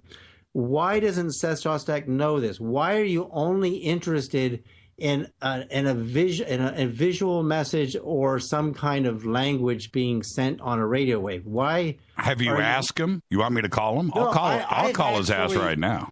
I've actually written him about this and sent him my data and gotten no response. So it's what I would expect from someone like him. And I think he's the wrong guy to have been the head of SETI. He doesn't even believe personally they exist. But if you read Carl Sagan's book, which is way better than the movie, there's no doubt Carl Sagan believed. There's no question he believed. But Seth Shostak is not a believer. And if you're not a believer, you're only looking to reinforce in that position as the head of SETI that there's nothing else out there. Well, I think that he wants to believe. I don't want to say, I think that's going a little bit too far with Seth. I think he wants to believe. He wants to have something happen. I think that to continue his funding, he has to stay hardcore objective. But right? He can't go too fantastical. He's got to open his horizons up to understand how they would send us a message. Like in the movie Contact, you see, like the way a radio wave works or a TV wave works is you use what's called pulse modulation. So AM is amplitude modulation and FM is frequency modulation. Yep. So you have a radio wave at any frequency. Let's say you're sending out a broadcast at 11 megahertz. But that's just 11 million waves a second. But there's no information there. So you, with a magnet and a coil, you pulse modulate your voice through your microphone onto that wave. And your voice travels at 700 miles an hour at sea level. But because you converted your voice to a magnetic wave, which is what a microphone does, then you can send it at the speed of light at that frequency. So if someone has a receiver tuned to that frequency, they can not only get the frequency of the wavelength you sent, the data, your voice can be pulsed, modulated, received off of it. And television does that with pictures in the microwave bands, which are pretty high frequency. They're not amazingly high frequency. So we send data out in the gigahertz range right now. I don't know if we're at the terahertz level yet of sending out data. But when you're at the terahertz, you're still not even at infrared yet in the electromagnetic spectrum. So we can't send data yet as the human civilization at an optical visible light wave band. That's right. We can't do it at yellow. We can't do it at red. But we're not even at infrared yet. So if an ET were that advanced, would they even be pulse modulating data on wavelengths as low as 11 gigahertz? Probably not. But they could send us a message in a format such as ratio and frequency that would have a meaning. Well, a harmonic of all these frequencies that blend perfectly with no distortion. But let me jump in. And this is where I disagree with Seth. And I've talked to him about this personally. I'm not making this up. But this is where everybody gets it wrong. And I'm agreeing with. Let me lead you a little bit here, David. We know that we've been sending stuff out since the mid-1940s, right? And accidentally before that, more precisely since. Okay, that's fine. So we have a 50, 60, 70-year window we've been sending data out there of various types. But ET, for somebody to say to me, Seth or otherwise, well, we'd be receiving advanced stuff from them. We wouldn't even know. We wouldn't know how to. No, they would have gone through the same phases of technology to get somewhere that we have. So those signals coming in might be very analog, may be primitive, may be the earliest stages of radio, just like we did here. And that's what we need to accept. Our technology today with our radio telescopes and our ability to see in our own primitive little world would be seeing their first primitive signals as well. And so that when you talk to me about this, and we're talking about frequency, and we're talking about simple things, we're talking about analog and sine waves. Yes. How can we expect to see something that is 1 billion years advanced? Well, see, that's where we've sent, Raymond Chow at Berkeley sent faster than light signals in the 90s. And Li-Jun Wang at Princeton sent 400 times the speed of light signals. And they did it very similar to the way they both did it. And that when you start to understand what it takes to send a faster than light signal, it's not about having more energy, which there's this Russian scale that determines a type 0, type 1, type 2 civilization. Right. And I talked about this on George Norrie, and that's because we're stuck with the idea that you would need this super cannon and all the energy harnessed from your sun for a whole year to send out a radio signal, because it would decay. It would run into resistance. It has to go through the Oort cloud, by the way, which is really brutal, and bounce and deflect off all those snowballs out there and pieces of rock. And so it would probably never get outside the solar system. But a quantum wave, which is a form of a much more compressed wave, can quantum tunnel and go faster than light. And that's what Raymond Chow did at Berkeley. I spoke to him after his faster than light experiments, and he sent lasers through certain materials that caused this signal to accelerate faster than light. And I researched the materials that he was sending it through. In the beginning, it was just silica. And then he started using more exotic materials and getting faster and faster, 30, 40 times the speed of light. And then all of a sudden you read about Raymond Chow that none of it's true, it never happened, and that's just the big cover-up. Because then Lijun Wang at Princeton they slam 4 lasers together inside of cesium chloride, which is radioactive gas, and it goes 400 times the speed of light. And that was on every news channel in the world, and then you can't find another blip about Lijun Wang and Princeton University and this experiment. But what I did is I researched what is the crystal lattice structure of cesium chloride and the types of lasers he did. And all of these materials that we're using have pyramid crystal lattice structure to them. And pyramids, they wave compress. When you send an electromagnetic wave into the base of a pyramid, the waves compress at the peak. And it's the wave compression that opens up what's called the semiconductor holes in the material, in the actual material itself. And the semiconductor holes quantum accelerate. They do what's called quantum tunneling, and you can Google quantum tunneling. And that's where your faster than light phenomena occur due to the high wave compression.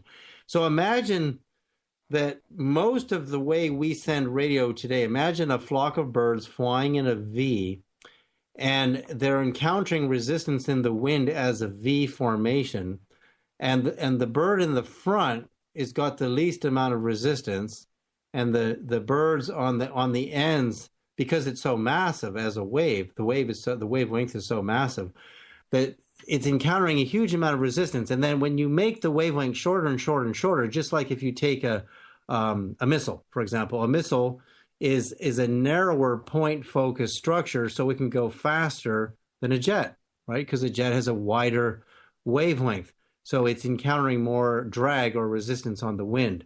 So electromagnetism is kind of similar. The part that went faster than light in Lijun Wang's experiments and Raymond Chow's is so small, it's operating on such a quantum level that the rest of the wave is a waste of energy. And an advanced civilization doesn't need to harness all the energy of their star and their whole, eventually, Type 3 can harness the whole galaxy to send these signals out. It just needs to use the quantum part of the wave, and that's a tiny amount of energy. So I really argue that the truth, what the data is showing to go faster than light signaling, is that you don't need to waste all that energy. You don't need all that energy. You just need the quantum function part of it to work. And I've figured out how to engineer and do that myself, and had incredible, consistent experiences with star beings from different star systems, just using the quantum part of that method of communication. And SETI's nowhere near this. SETI is still stuck on these massive signal ideas, and that's why they're not going to see it, because the advanced civilization, like let's say HD 164595, as we call it, sent this signal years ago. It's actually like 90-something light years away from Earth. And let's say that the quantum part of the signal hit us a long time ago, and we're just getting the tail end of it 90 years later. Or let's say we got the quantum part of it just now, and that came in faster than light and slowed down when it to the speed of light when it hit our atmosphere. Right. And the rest of the wave is going to actually decay. Because I still can't figure out how we could send out a message and have the radio waves at the wavelengths we send them out at, get through the Oort cloud. I just don't know how we do it. It's gonna decay so rapidly that you'll never get, the wave will bounce off. Now, William Tiller, who is a Stanford material scientist, who, these guys study solid state physics, and Tiller became a consciousness explorer. He did experiments with quantum devices called IIEDs that they use living fruit fly larvae, and they're able to trap a human thought and intention in that larvae as an actual electrical device. And they put the intention, they put a glass of water 6,000 miles away from the transmitter, and they tell the glass of water's pH to go up. And sure enough, it does. In 30 days, the pH of the glass of the water went up. Then they tell it to go down in pH, and it goes down in pH. Now, the signal had to go through thousands of miles of rock. If you go into a parking garage, you can't hear your cell phone, right? Right. Because all that rock and concrete is blocking it. Now, imagine you're sending a signal through the earth and the earth's crust and all of the stuff in the way. That's why when you would listen to those long wave radios, it was all staticky and heavy static. You can barely hear. I remember my dad sitting on the beach, and we're listening to a radio station in Japan with this amazing little radio, but it's so staticky, when you're listening to the long wave radio broadcast, but you can hear something, right? Well, but what Tiller found with the quantum function is that it didn't matter how much rock was in the way. It got through all of it. It reached the target every single time. So that means, and it doesn't take any energy to send a quantum communication signal. It takes very little energy. It just takes a different understanding. And it travels faster than light, and the resistance doesn't seem to affect the signal at all. No, it's instantaneous too. And it's instantaneous. So that means that an advanced civilization, we're already that advanced civilization. We have scientists like Tiller and others that already know this. And Tiller's, his books are so detailed in the science. It's amazing that the more serious scientific community that gets all the funding doesn't understand what he's done with his life. This guy, I've met him, I filmed him, and he's in our film Quantum Communication that got renamed Mind Science Kept Hidden and all other types of names, and it's all over the internet with 40 or 50 million views. And Tiller is so brilliant, so brilliant. He's actually, when you understand that Stanford University was built after John Bardeen, Will Bratton, and invented the transistor. There's three of them. Will Shockley, Bardeen, and Bratton, they invented the transistor. And then the transistor, which is really a piece of quartz and layers of conductive and semiconductive material, the transistor allows us to amplify these tiny, weak radio signals and actually hear something, at a great distance. If it wasn't for the transistor, we'd be nowhere. That's what's running our computers. It's all quartz-based technology. And then you have crystal oscillators generating frequencies.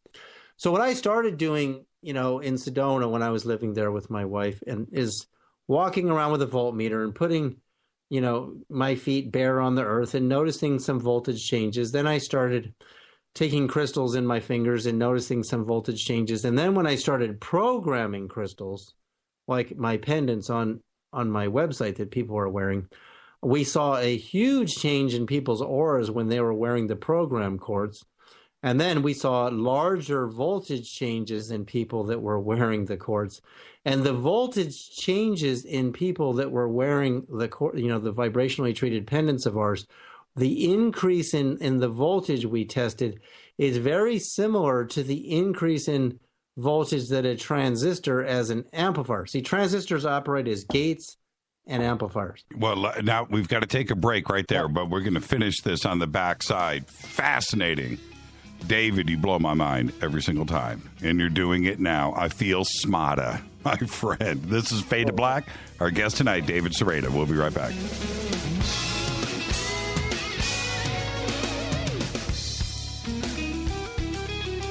Hi, everybody. This is Rob Halford, the Metal God, on JimmyChurchRadio.com. KGRA Radio. Intelligent talk.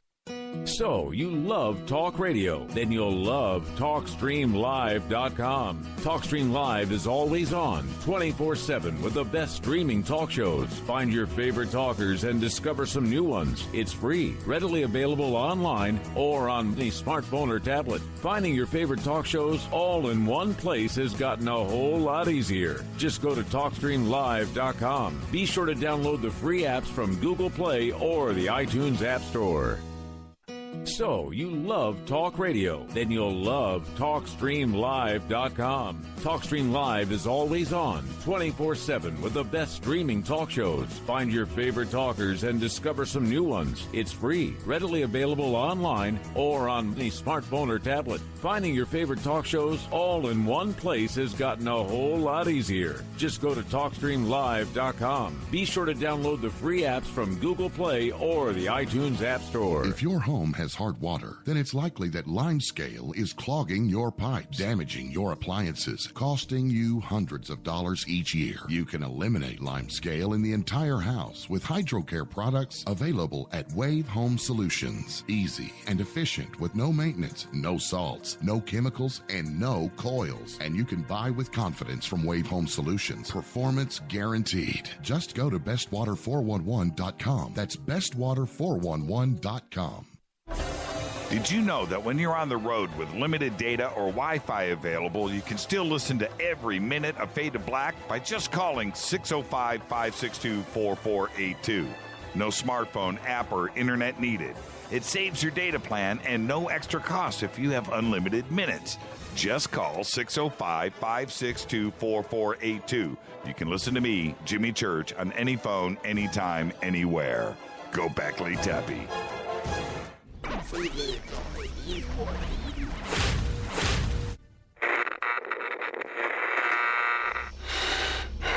You want to know a secret? I love ponies. I really love ponies. I'm serious. I couldn't stay sane without ponies to brush. Why Fade to Black? Because you never got that pony, damn it. This is Fade to Black with Jimmy Church on the Game Changer Radio Network and KGRA, the Global Radio Alliance.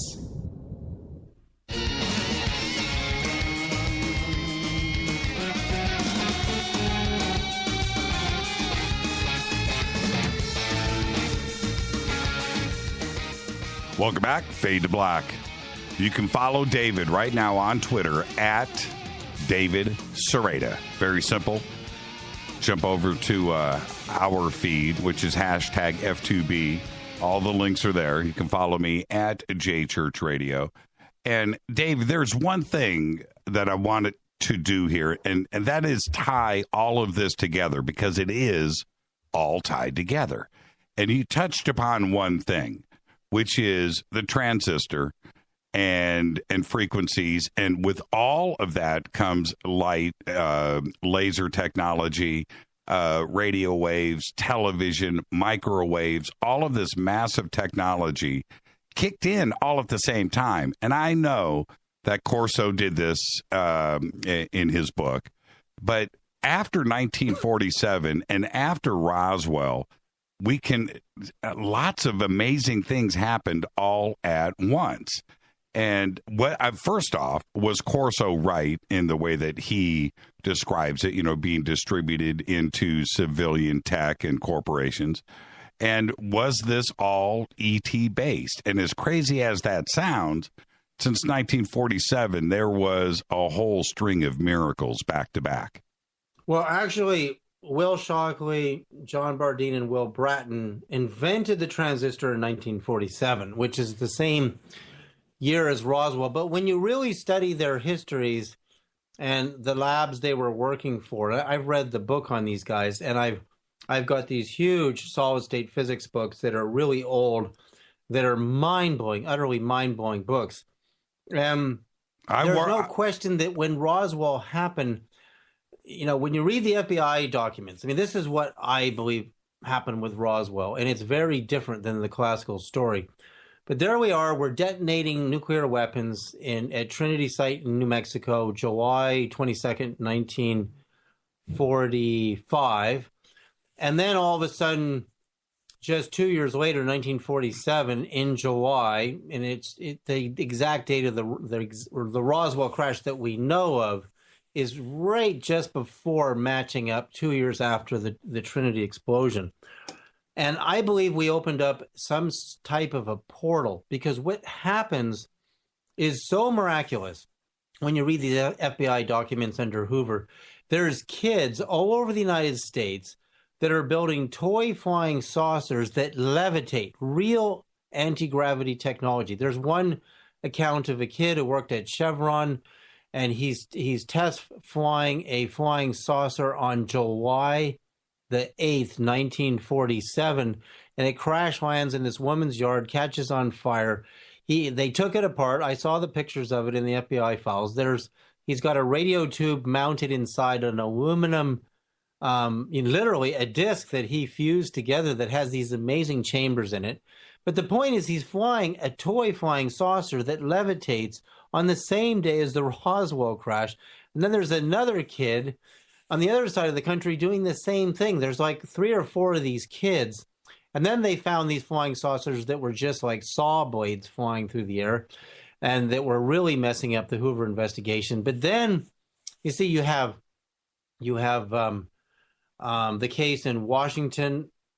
Trying to remember his name because he's so famous. Where he saw the UFOs, the flying over the mountain near Seattle. Right.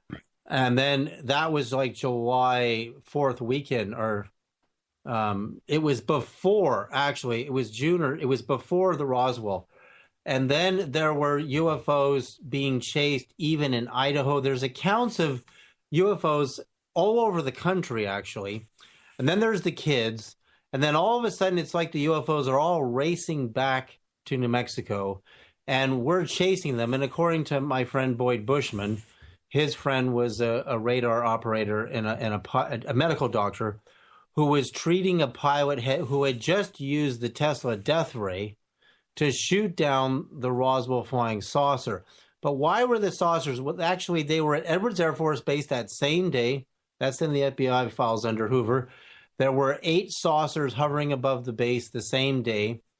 I mean, there were so many saucers and so many sightings all over the country, and then let's imagine that the explosion at Trinity opened up a time warp hole, and then it's slowly closing, and they only have so much time to affect the human race. So they give kids the blueprints of how their technology works. And I know, because I was a kid in 1968, I was 7 years old, and a flying saucer appeared over Berkeley, right over the campus, and my dad's getting his PhD in psychology. I'm running around with my 4 brothers and watching Star Trek and My Favorite Martian later. And I see this flying saucer, and they're appearing in my dreams every night telling me how the craft work.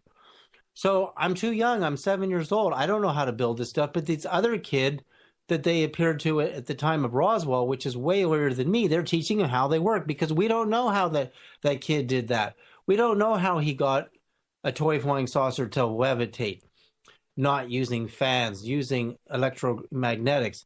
So the point is, what I think really happened is they were all racing back to Roswell, into that area, not the town of Roswell, but they're racing back to where the vortex was.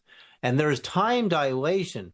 Now, when I was taking physics in school, I approached my professor with a theory that came to me in the middle of the night on time dilation. And it was very elaborate with diagrams. And he looked at it and he said, "This is Einstein's time dilation theory." And he said, "You're not." I said, "I've never even heard of Einstein's time dilation theory." Well, he said, "Well, this is it. You wrote it all down. It's right here." And I said, "How did I know that?" So what happens is you get these downloads into consciousness. And I don't believe Corso is right that they were given this, because if you study John Bardeen, Will Bratton, and Shockley, and you study how long it took them to develop the transistor, they finally got it working in 1947, right when the Roswell incident is occurring. There's consciousness going in, and ideas are being implanted in people's minds that are open and focused, And all of a sudden the revelation happens. The transistor changed the entire world. Most people don't even know that today, that the transistor changed the entire world, and so did the crystal oscillator. And so that's why I was interested in how quartz, if quartz, especially when it's vibrated the way I do it, could cause the human aura to get so much more focused and brighter from the people. Like I had people at UFO conferences run down to the aura camera booth, get their aura picture taken, come and get one of my pendants, go back to the aura camera booth and see this huge increase in the light coming out of their body. Well, that's what a radio is doing with a transistor. It's becoming brighter and sending a cleaner, better signal. So are we more telepathic with these crystals that are vibrated and tuned like I'm doing? And was the transistor given to consciousness? Because these three guys, if you read the story, they couldn't have done it without each other. None of them could have done it alone. Shockley thought he had done it alone, but he got outdone by one of his partners. I think it was either Bardeen or Bratton. And then they eventually all shared the Nobel Prize in 1956. But the point is, it happened in 1947. My God, the Roswell incident. So, well, it wasn't just, this is back to my point. It wasn't just, Kenneth Arnold. It wasn't, you had Maury Island that Kenneth happened. Arnold, that's the name, Kenneth Arnold. Kenneth Arnold. And then, but the other one that most people don't talk about, and they should, maybe even more than Kenneth Arnold, was William Rhodes, which happened July 7th in Phoenix. And July 7th, the same day the kid's flying his toy saucer in Los Angeles. And then Edwards Air Force Base has 8 UFOs. Yeah, Ken Arnold is June 24th. So that's just right before July, right? You're right. Right. Their saucers are going, these things are going all over the country. Now, I think the time dilation part of it is the most interesting thing of all. I think they saw our future. Because in this portal that we opened when we set off the first atomic blast, and we do it every time we open an atomic blast above ground, which the above ground testing was banned by Kennedy when the Russians did the Tsar Bomba, which was the biggest nuclear explosion in the history of the world. I think what the time dilation allowed the ETs to move through the timeline in the Earth sphere and see a devastating future where we didn't have the technology we needed to avoid the destruction of the planet. And they implanted the solution into all these kids' minds. I think every one of these kids, the FBI came, took them from their families, and they probably worked in some secret lab at Area 51. And we never saw the light of their technology for the benefit of humanity, like the ETs intended it. And what Boyd Bushman is saying is we used the Tesla death ray, which the Tesla death ray I verified after Tesla died. He was supposed to have a meeting with Roosevelt the day that he died. He dies mysteriously before his meeting, but his death ray was, and this is in FBI files. I have all the FBI files on Tesla. And the FBI files on Tesla say the death ray was in development at Wright-Patterson Air Force Base, the very base where the Roswell craft was taken. Mm-hmm. Now, in the Tesla investigation, my boss, Bogdan Maglich, his entire family was investigated because Maglich got his PhD at MIT, but he's from Yugoslavia, just like Tesla. In fact, Maglich brought the Tesla Memorial to Niagara Falls, and he was very instrumental in having access to Tesla's private notes. Maglich goes on to invent this amazing micro-nuclear fusion reactor, and I was working with Maglich for many, many years, and I still know him today. He's very old, and $27 million was spent on Maglich's fusion funding. Howard Hughes was about to write the biggest ticket to Maglich just before Hughes allegedly dies. I end up meeting two of Hughes's aides.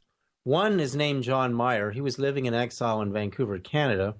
And Meyer told me that Hughes was perfectly fine. That was an actor they had in there. And there was nothing wrong with Hughes. Hughes was in these secret meetings and nobody knew where he really was. So they had this fake guy put in the hotel. Hughes, see, I knew Glenn Seaborg. Glenn Seaborg was the head of the Atomic Energy Commission, the head of all atomic and nuclear testing under Kennedy, Johnson, and Nixon. And when I mentioned Howard Hughes to Seaborg, when I was driving him to the airport one day, from the Advanced Physics Corporation in Irvine to the airport, the Irvine airport, so he could fly back to Berkeley, he started shaking. He was so mad. I mean, he was almost epileptic. His head started shaking, and he said, damn him. He almost stopped our nuclear weapons testing, and he was livid. Now, Hughes was bribing every presidential candidate $1 million if they ended the testing. Why? I got really deep into Hughes. Why did Hughes move from Los Angeles and the Hollywood life to live in Vegas, a hellhole of casinos? Because he had to live next to Area 51, because Hughes was the pinnacle of American achievement in aviation. And he was sent to work at Area 51 in the last years of his life, and that's where he was every day. The actor they had in there that was dying was not Hughes, and he was not going crazy. But apparently those, and you can Google stuff on Hughes and Area 51. What I do know from Meyer is that there was nothing wrong with Hughes. He spoke to him regularly.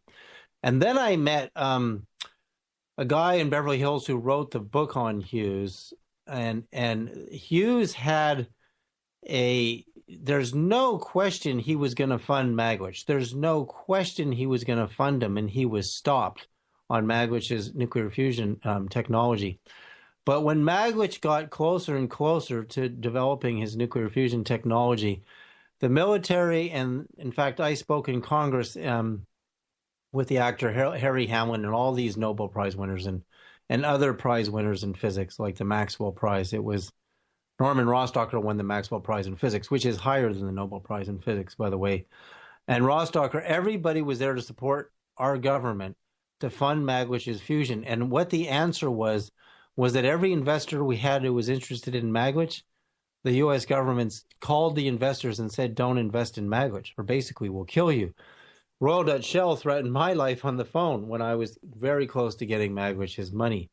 So Magwitch never got his money. He went on to bomb detection, and I worked as president of his company in bomb detection, and I'm still a shareholder today in that very brilliant way of finding hidden contraband and explosives. But the point is Hughes was going to fund him. He was stopped. There was anything that had to do with anti-gravity and miniature nuclear, Magwitch's miniature fusion was non-radioactive. It was helium-3 and deuterium. And I still know how that thing works. I'm probably one of the only people alive left who could help somebody rebuild it.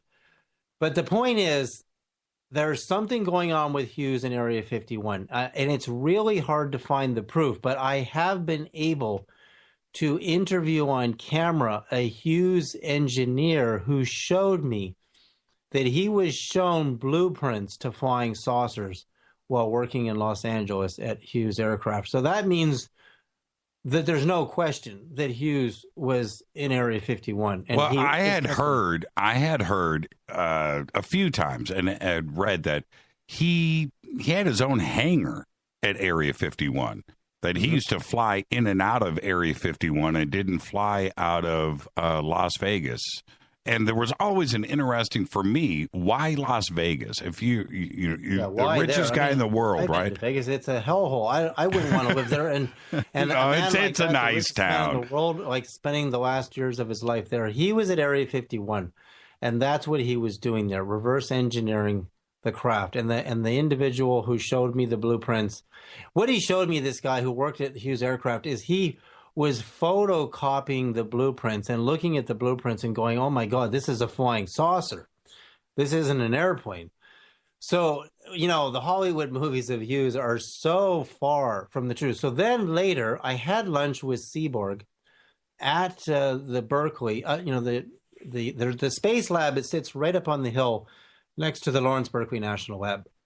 And I'm having lunch with him up there because I'm meeting with him and Magwitch. And I was in Berkeley at the time because I grew up in Berkeley. I moved from Canada to Berkeley in 1964. I was born in 61. And I was telling Seaborg about the flying saucer that I saw, that this lab, I said, in 1968, you guys would have had a perfect view of the flying saucer because we lived in Albany, and I was walking home from Cornell Elementary School, which is still there. And there it was, and we all saw it. Everybody saw it that day. And so Seaborg was really interested. You know, he wasn't like laughing at me, oh, you're just some UFO nut.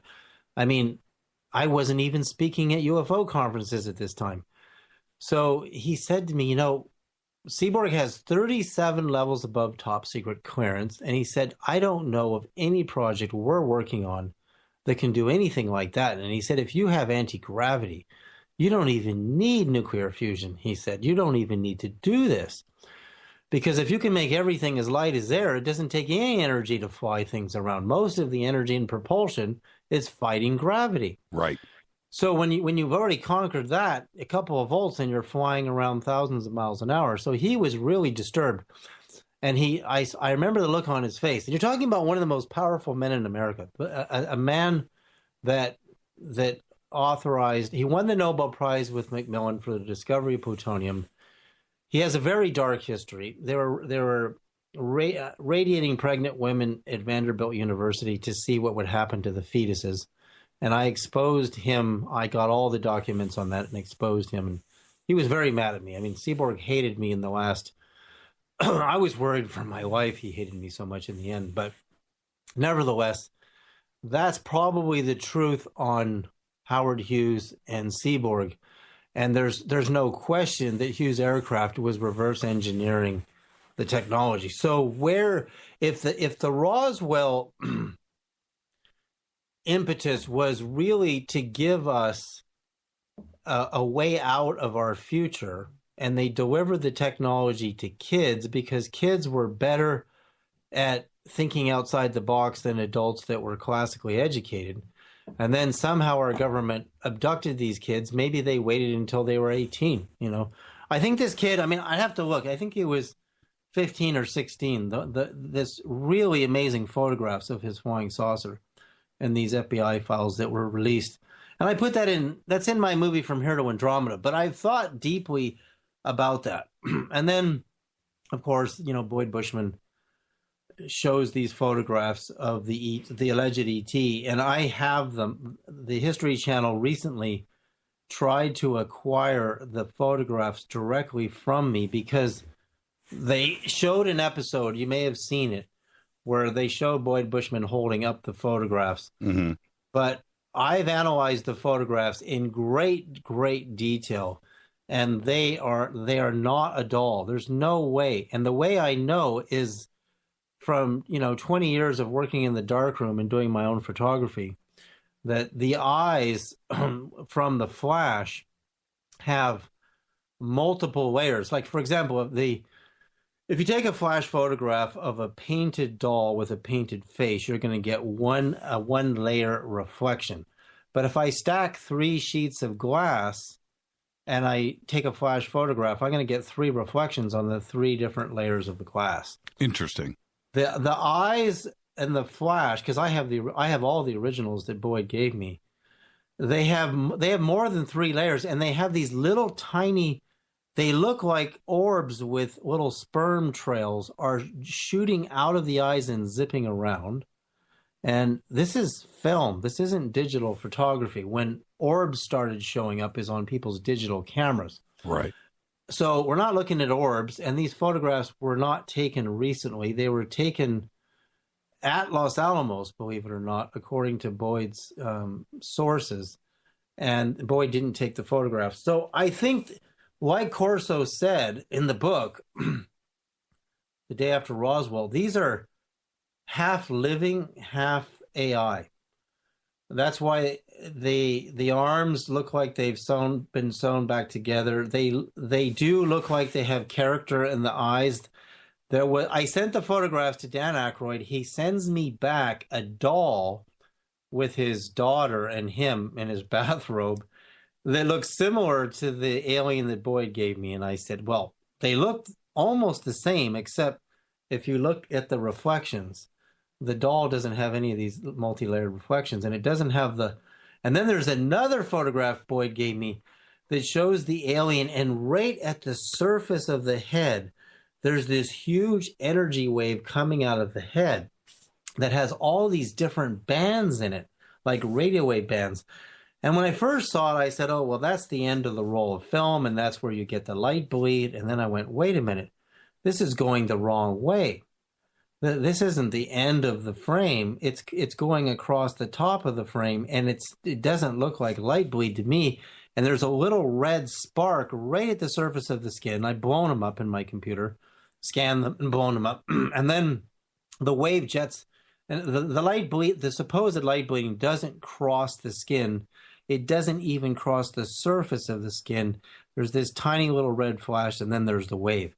And that leads me to believe the flash, when the person took the photograph, that this thing is electronic. It's a toy, but it's so sophisticated, like the Mimsy doll in the movie The Mimsy, that the flash triggered some kind of electrical circuit inside of it, and it jetted out an energy wave that showed up on the picture. Now, the History Channel doesn't have any of this. They want to get it from me, but they want me to give it to them so that somebody else can tell the story for Ancient Aliens. They don't want me to tell the story of my investigation of the photographs. They want somebody else to. Well, what was interesting for me about Boyd is once you listen to Boyd, that's one thing. Watch the video, you can listen to, okay, all right, I get that. Could be crazy guy, could not, whatever. Go read the FBI files on Boyd and look at his job history and what he was doing for different corporations around the world and the stuff that he was doing internationally that was dealing with anti-gravity. And he worked for Texas Instruments, the Shah of Iran. He worked for McDonnell Douglas. Right. And I've been on the base at McDonnell Douglas, and he worked for Lockheed for over 20 years. 20 years. And he's got an FBI file that's an inch thick. And it's really great reading. Right, because when I looked at the Tesla FBI files, and I saw my boss, Magwitch, and his entire family in that investigation, I sent my boss a copy of the investigation, and he said, I didn't even know that I was in the Tesla investigation, the death of Tesla. They interviewed Magwitch. Magwitch is probably in his 90s now. And it's mind-blowing. Like, they really do investigate these things so that they can control it. So somebody's doing this, and somebody, if the Roswell ETs came to give us technology that could allow us to evolve, and we could circumvent the future we're in right now, which is we're destroying the planet with our fossil fuels and our nuclear energy, then there's another way that my meetings using my technology, my quantum technology with the Palladians, they showed me a way to use nuclear fuels a completely different way. That we use slow fission of uranium to produce heat to boil water, and when you boil water, you have a steam power plant basically, and you're losing 60% of all the energy coming out of the nuclear reaction. But what they showed me is a way to circumvent the heat and just ionize it. And so I called Magwitch up. This is not long ago. And he's very old, but he's incredibly sharp still. I've got 30 seconds here, David, just to let you know. Then when we're done for the day? No. We'll keep going after. I'm saying we got a commercial break in 25. Okay, so this gets really interesting because we're going to talk about our mission to Mars. And Magwitch showed me a way that we could get there so fast, doing exactly what the Palladians told me recently. Okay, let's take a break right there. We'll find out what exactly that is right after this break. This is Fade to Black. I'm your host, Jimmy Church. Our guest tonight, David Sereda. And when we come back, we'll discuss getting to Mars, but we've got to also talk about David's new film project. I'm your host, Jimmy Church. Follow David at David Sereda. You can follow me at J Church Radio. I'll be right back.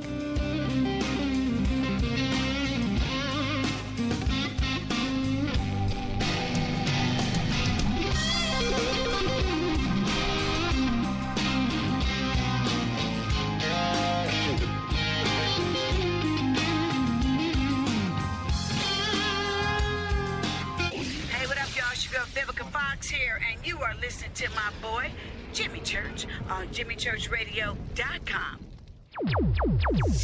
Despite popular opinion, reading a book will not make you smarter.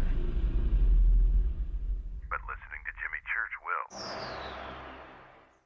Does your basement or crawl space have a damp, musty smell? Well, watch out. That's a sign of too much moisture and not enough ventilation. And that can mean increased mold growth and the buildup of harmful toxins and gases. Don't bother with a dehumidifier. It just circulates the same unhealthy air. Now there's a better way to remove these dangers and odors. It's with the computerized Wave Moisture Control Unit that reduces moisture and expels pollutants. We replaced our old dehumidifier with the Wave unit, and in only 3 weeks, our basement is dry and the musty smell is gone. Wave units require no maintenance, no buckets of water or filters, and costs only pennies a day to run. Breathe better, live healthier with an affordable, no-maintenance Wave unit. Call 888-618-WAVE, 888-618-WAVE, or visit mydryhome.com. mydryhome.com.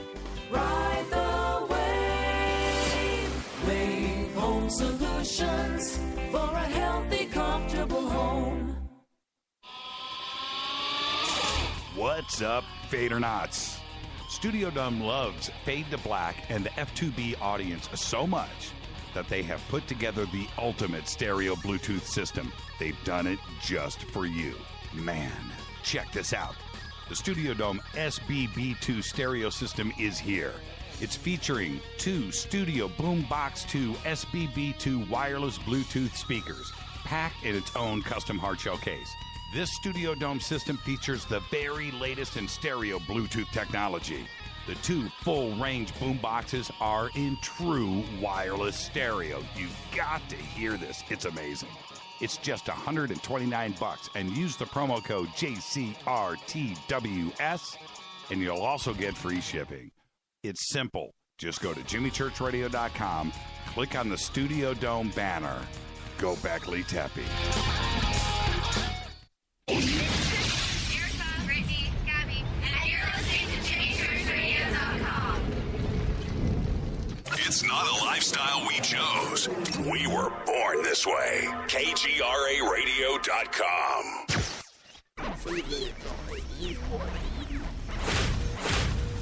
This is KJCR at JimmyChurchRadio.com.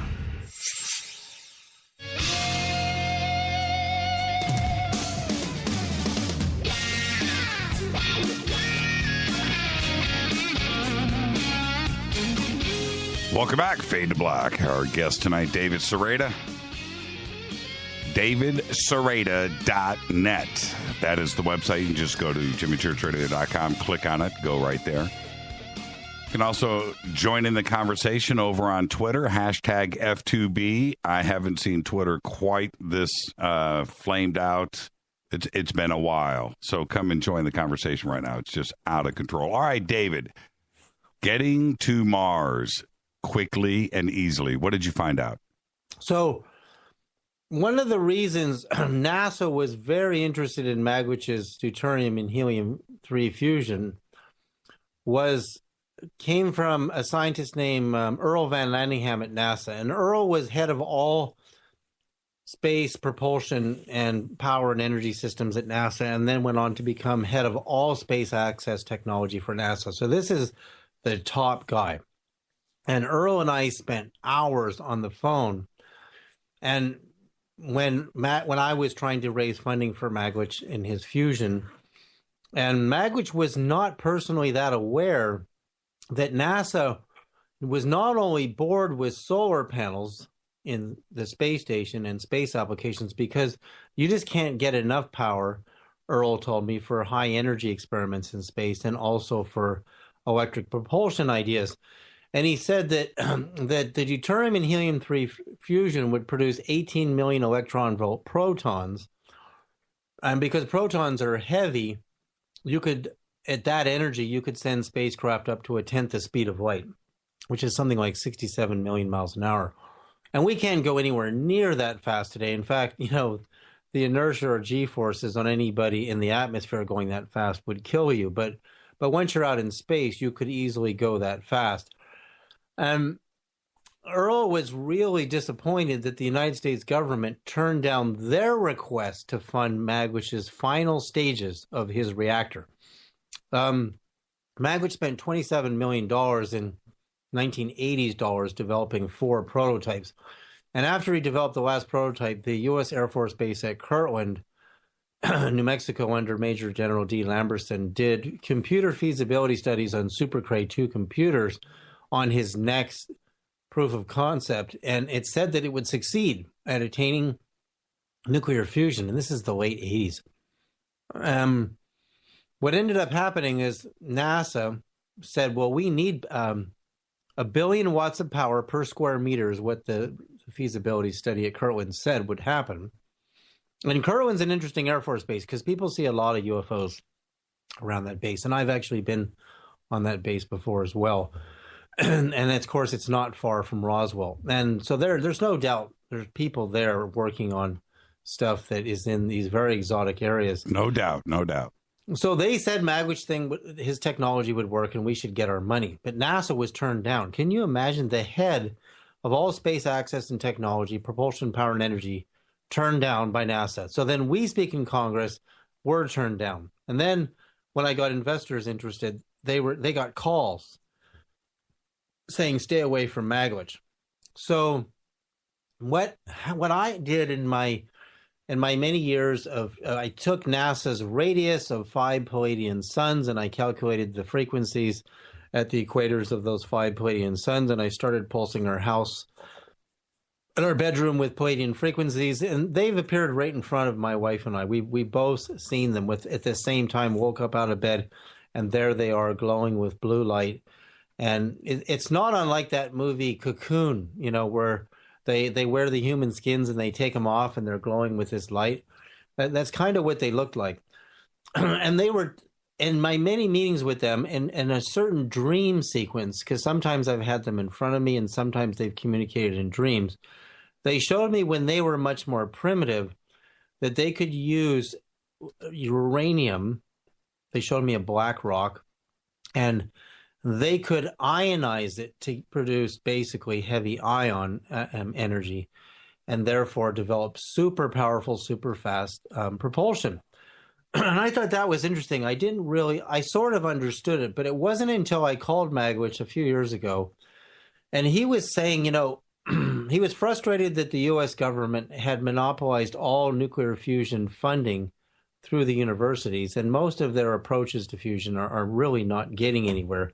And Magwitch was already proven that his next reactor would succeed 1 billion watts in a square meter. That's a full-scale nuclear power plant with no radiation in a square meter. Imagine what you could do with that. Right. Power a whole city in a cube, right? So, a meter, it's just like 3 feet. So it was really frustrating. I mean, you would think that, I tried to get Jane Fonda interested. I tried to get Shirley MacLaine, Robert Redford. I got all these amazing rejection letters. You're basically, talking that something they could never get behind. I'm sorry, I can't get behind this. I got those kind of letters from them. So we kind of gave up. We gave up on the whole thing. And I'm talking to Magwitch and about this mission to Mars, and I'm saying, you're not going to get funding for fusion, but you could get money for propulsion to go to Mars.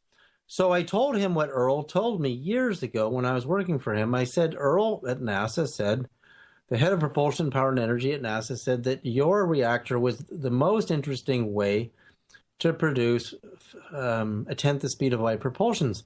And Magwitch said, well, that doesn't make any sense, he said to me. He said, you need really heavy ions to produce really super, super fast velocities for electric propulsion. And he said, why would they be interested in helium-3? Because helium is light. Even a helium proton is going to be super light. He said, why not use uranium ions? Because they're super heavy.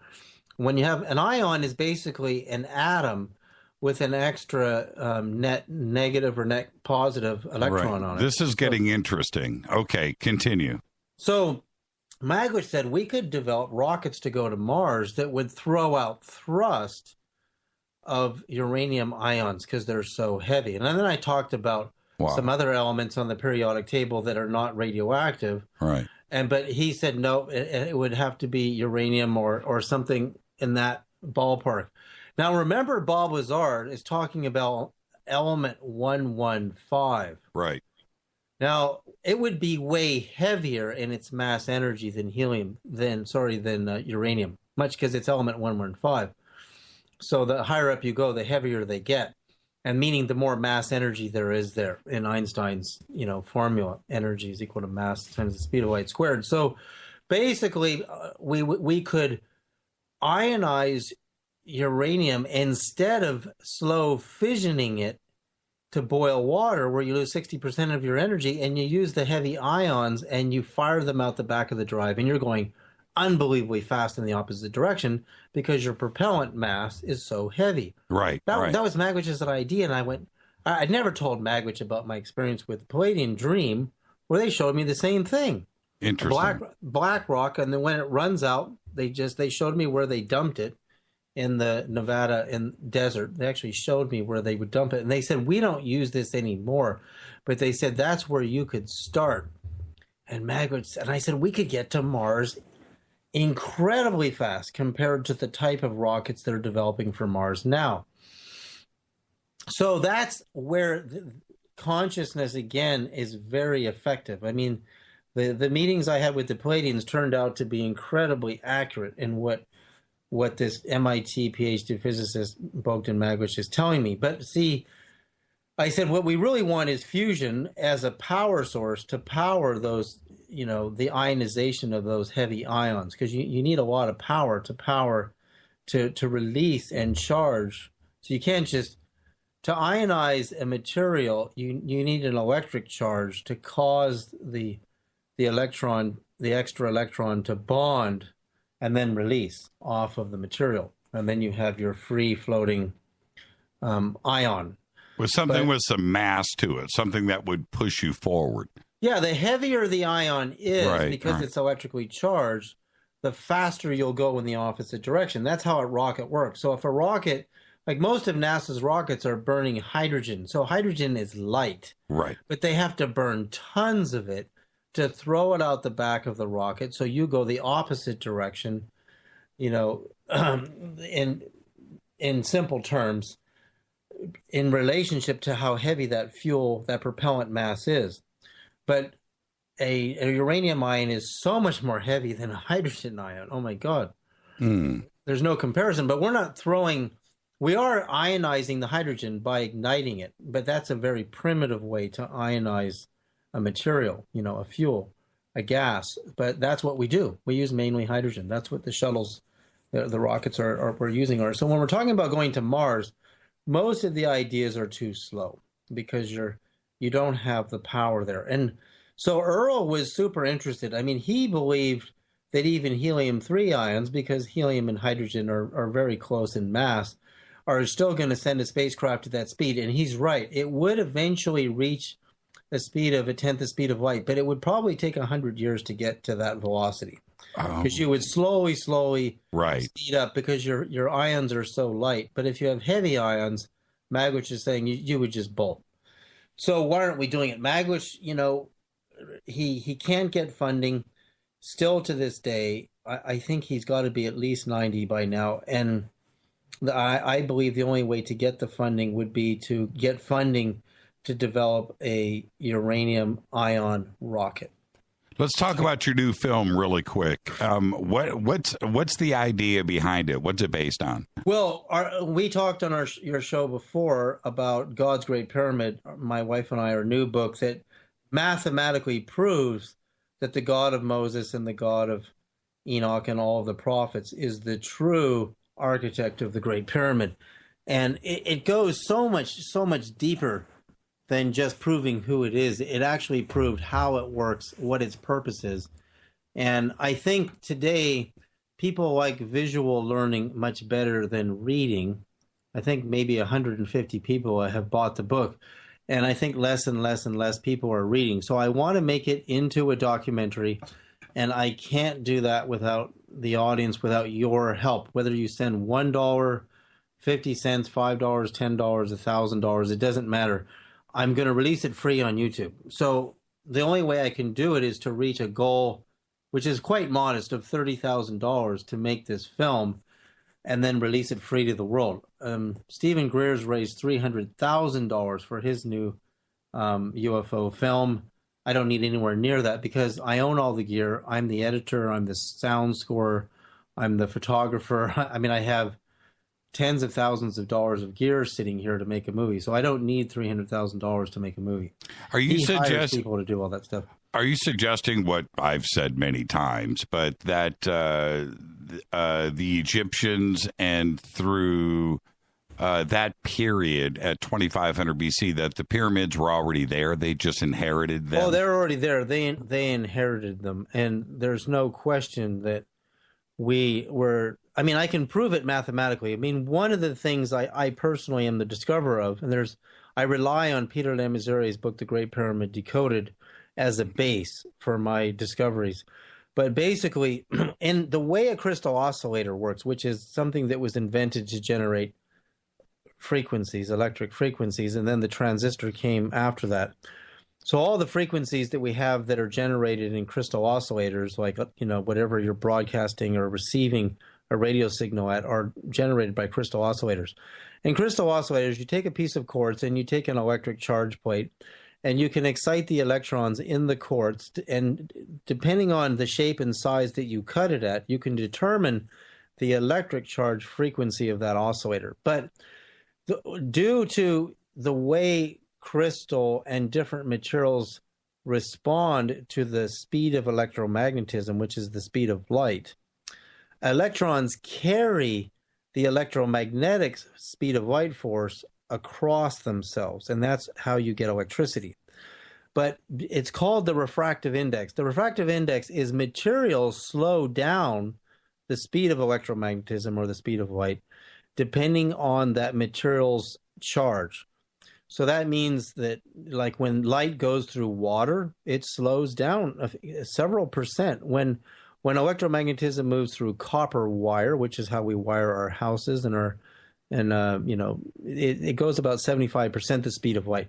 But the speed of light just above the conductor wire and just above the crystal remains the speed of light. So I was looking at the Great Pyramid as this giant crystal oscillator because it's kind of built like a transistor. It has multi-layers of different material to produce electrical difference to cause interesting. The King's Chamber, red core, red granite. Sure. Yeah, red granite core, then the two different types of limestone casings. Interesting. Insulators. So I took the speed of light divided by Peter Lamazuri's measurement of the capstone square base, which is 572.2 primitive inches. So the primitive inch is almost the same as ours, but I converted them. I resolve the speed of light in inches because I'm working in inches. And I take the speed of light divided by the square perimeter of the pyramid, and it's 5.151 megahertz. The 5151 is the slope angle of the Great Pyramid, 51 degrees and 51 minutes. And that means the architect knew where to cut off the top of the Great Pyramid, and it would produce, as a crystal oscillator, in the electrons inside of the semiconductive limestone and the granite are not moving at the speed of light, but the signal they generate just above the skin is the speed of light. And the refractive index of the air is so minimal, it's barely even there. And actually, we now have a corrected speed of light because of the metric. So I converted the metric back to standard and then down to inches. And I did this precisely. It's 5.151 megahertz. That is impossible. There's no way a king, Cheops, knew the speed of light. There's no evidence that anyone in his time knew the speed of light and could calculate that the frequency of the capstone base would be the same number as the slope angle of the Great Pyramid, the 5151. Stonehenge sits at 51 degrees 1 minute north latitude. And Area 51 got its name for a reason. And the United States has 50 states, and the 51st state is hidden as the District of Columbia. I could go on and on about 5151. The book clearly shows that there is a missing undiscovered unit that unifies every single temple that God told the prophets to build. All of them have the same number, system that the Great Pyramid is built on. The Great Pyramid's most common measurement is 2 royal cubits equals 41.21 inches. And that's Peter Le Mesurier, great mathematician in the Great Pyramid Decoded. So if 2 royal cubits is 41.21 inches, then a single royal cubit should be absolutely defined because it appears in 14 places in the Great Pyramid. 14 places. That means, I don't know why, the Egyptians themselves didn't know what a true royal cubit inch was because their measuring rods all differed ever so slightly. That's proof that the pyramid was there before them, and they were trying to figure out what a royal cubit inch was. I've thought the same thing a million times, David. A million times. They have all of the representation of a royal cubit, right? And there's plenty of them out there. None of them are the same. And so, I mean, how can you have that, your basic unit of measurement, wrong? Well, see, Peter Le Mesurier inadvertently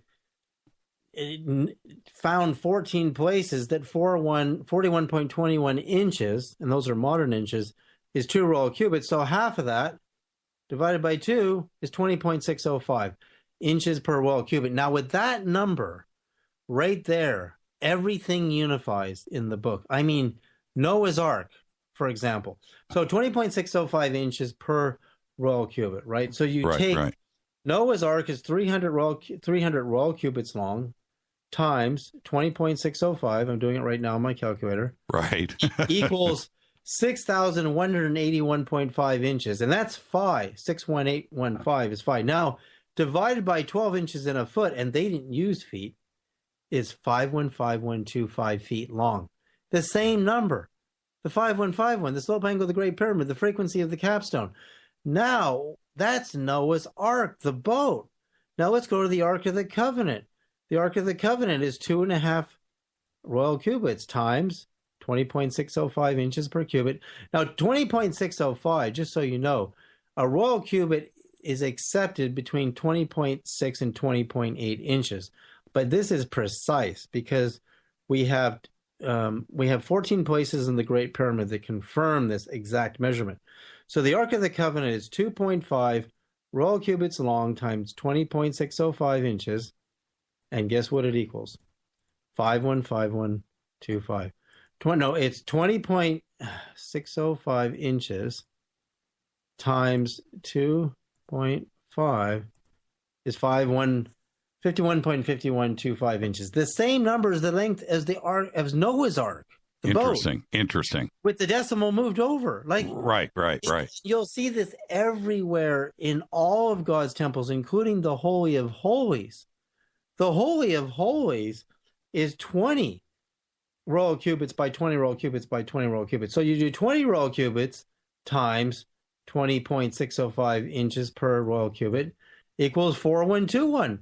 That's the most common measured in the Great Pyramid. Why is the Holy of Holies the same length number, the same coded number as the most common measurement in the Great Pyramid? That would mean God is using the same formula. And even more astounding is the smallest unit that stacks up is 5.15125 inches. It's the smallest unit. And that is your building block. That number times 4 units is 20.605. So the 20.605 breaks down to units of 5.15125. So and then Noah's Ark and the Ark of the Covenant, they all, even Solomon's temple, even Ezekiel's temple, they all follow the same code. We've got 3 minutes left, so I'm going to try to get this question out quickly so you can answer it in 3 minutes. We have all of the different theories out there with the Great Pyramid. We can start with that it's a tomb. Okay, as ridiculous as that is, it's stored grain. It was used to make monatomic gold. It was used as a weapon. It was used as a communication source. It was, blah blah blah blah blah. Nobody knows. With this quartz theory and frequency, which is great, but what would you use it for? See, that's the biggest question.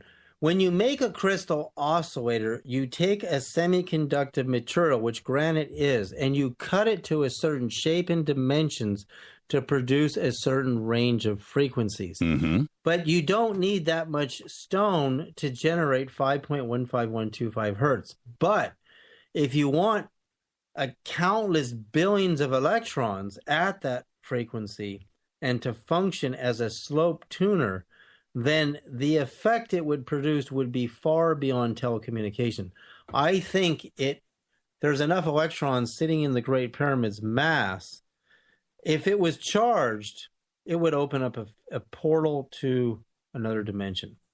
If it was a crystal oscillator that size. We've never made crystal oscillators, big, huge crystal oscillators that we know of. So we don't know what they would do because we keep making them smaller, smaller, and smaller, and smaller into the nano scale, and then you get into the femto scale. You get into these, right? Which is a quadrillionth of a meter, and the nano is a billionth of a meter. So we're making everything smaller, so it runs on less and less power for telecommunication.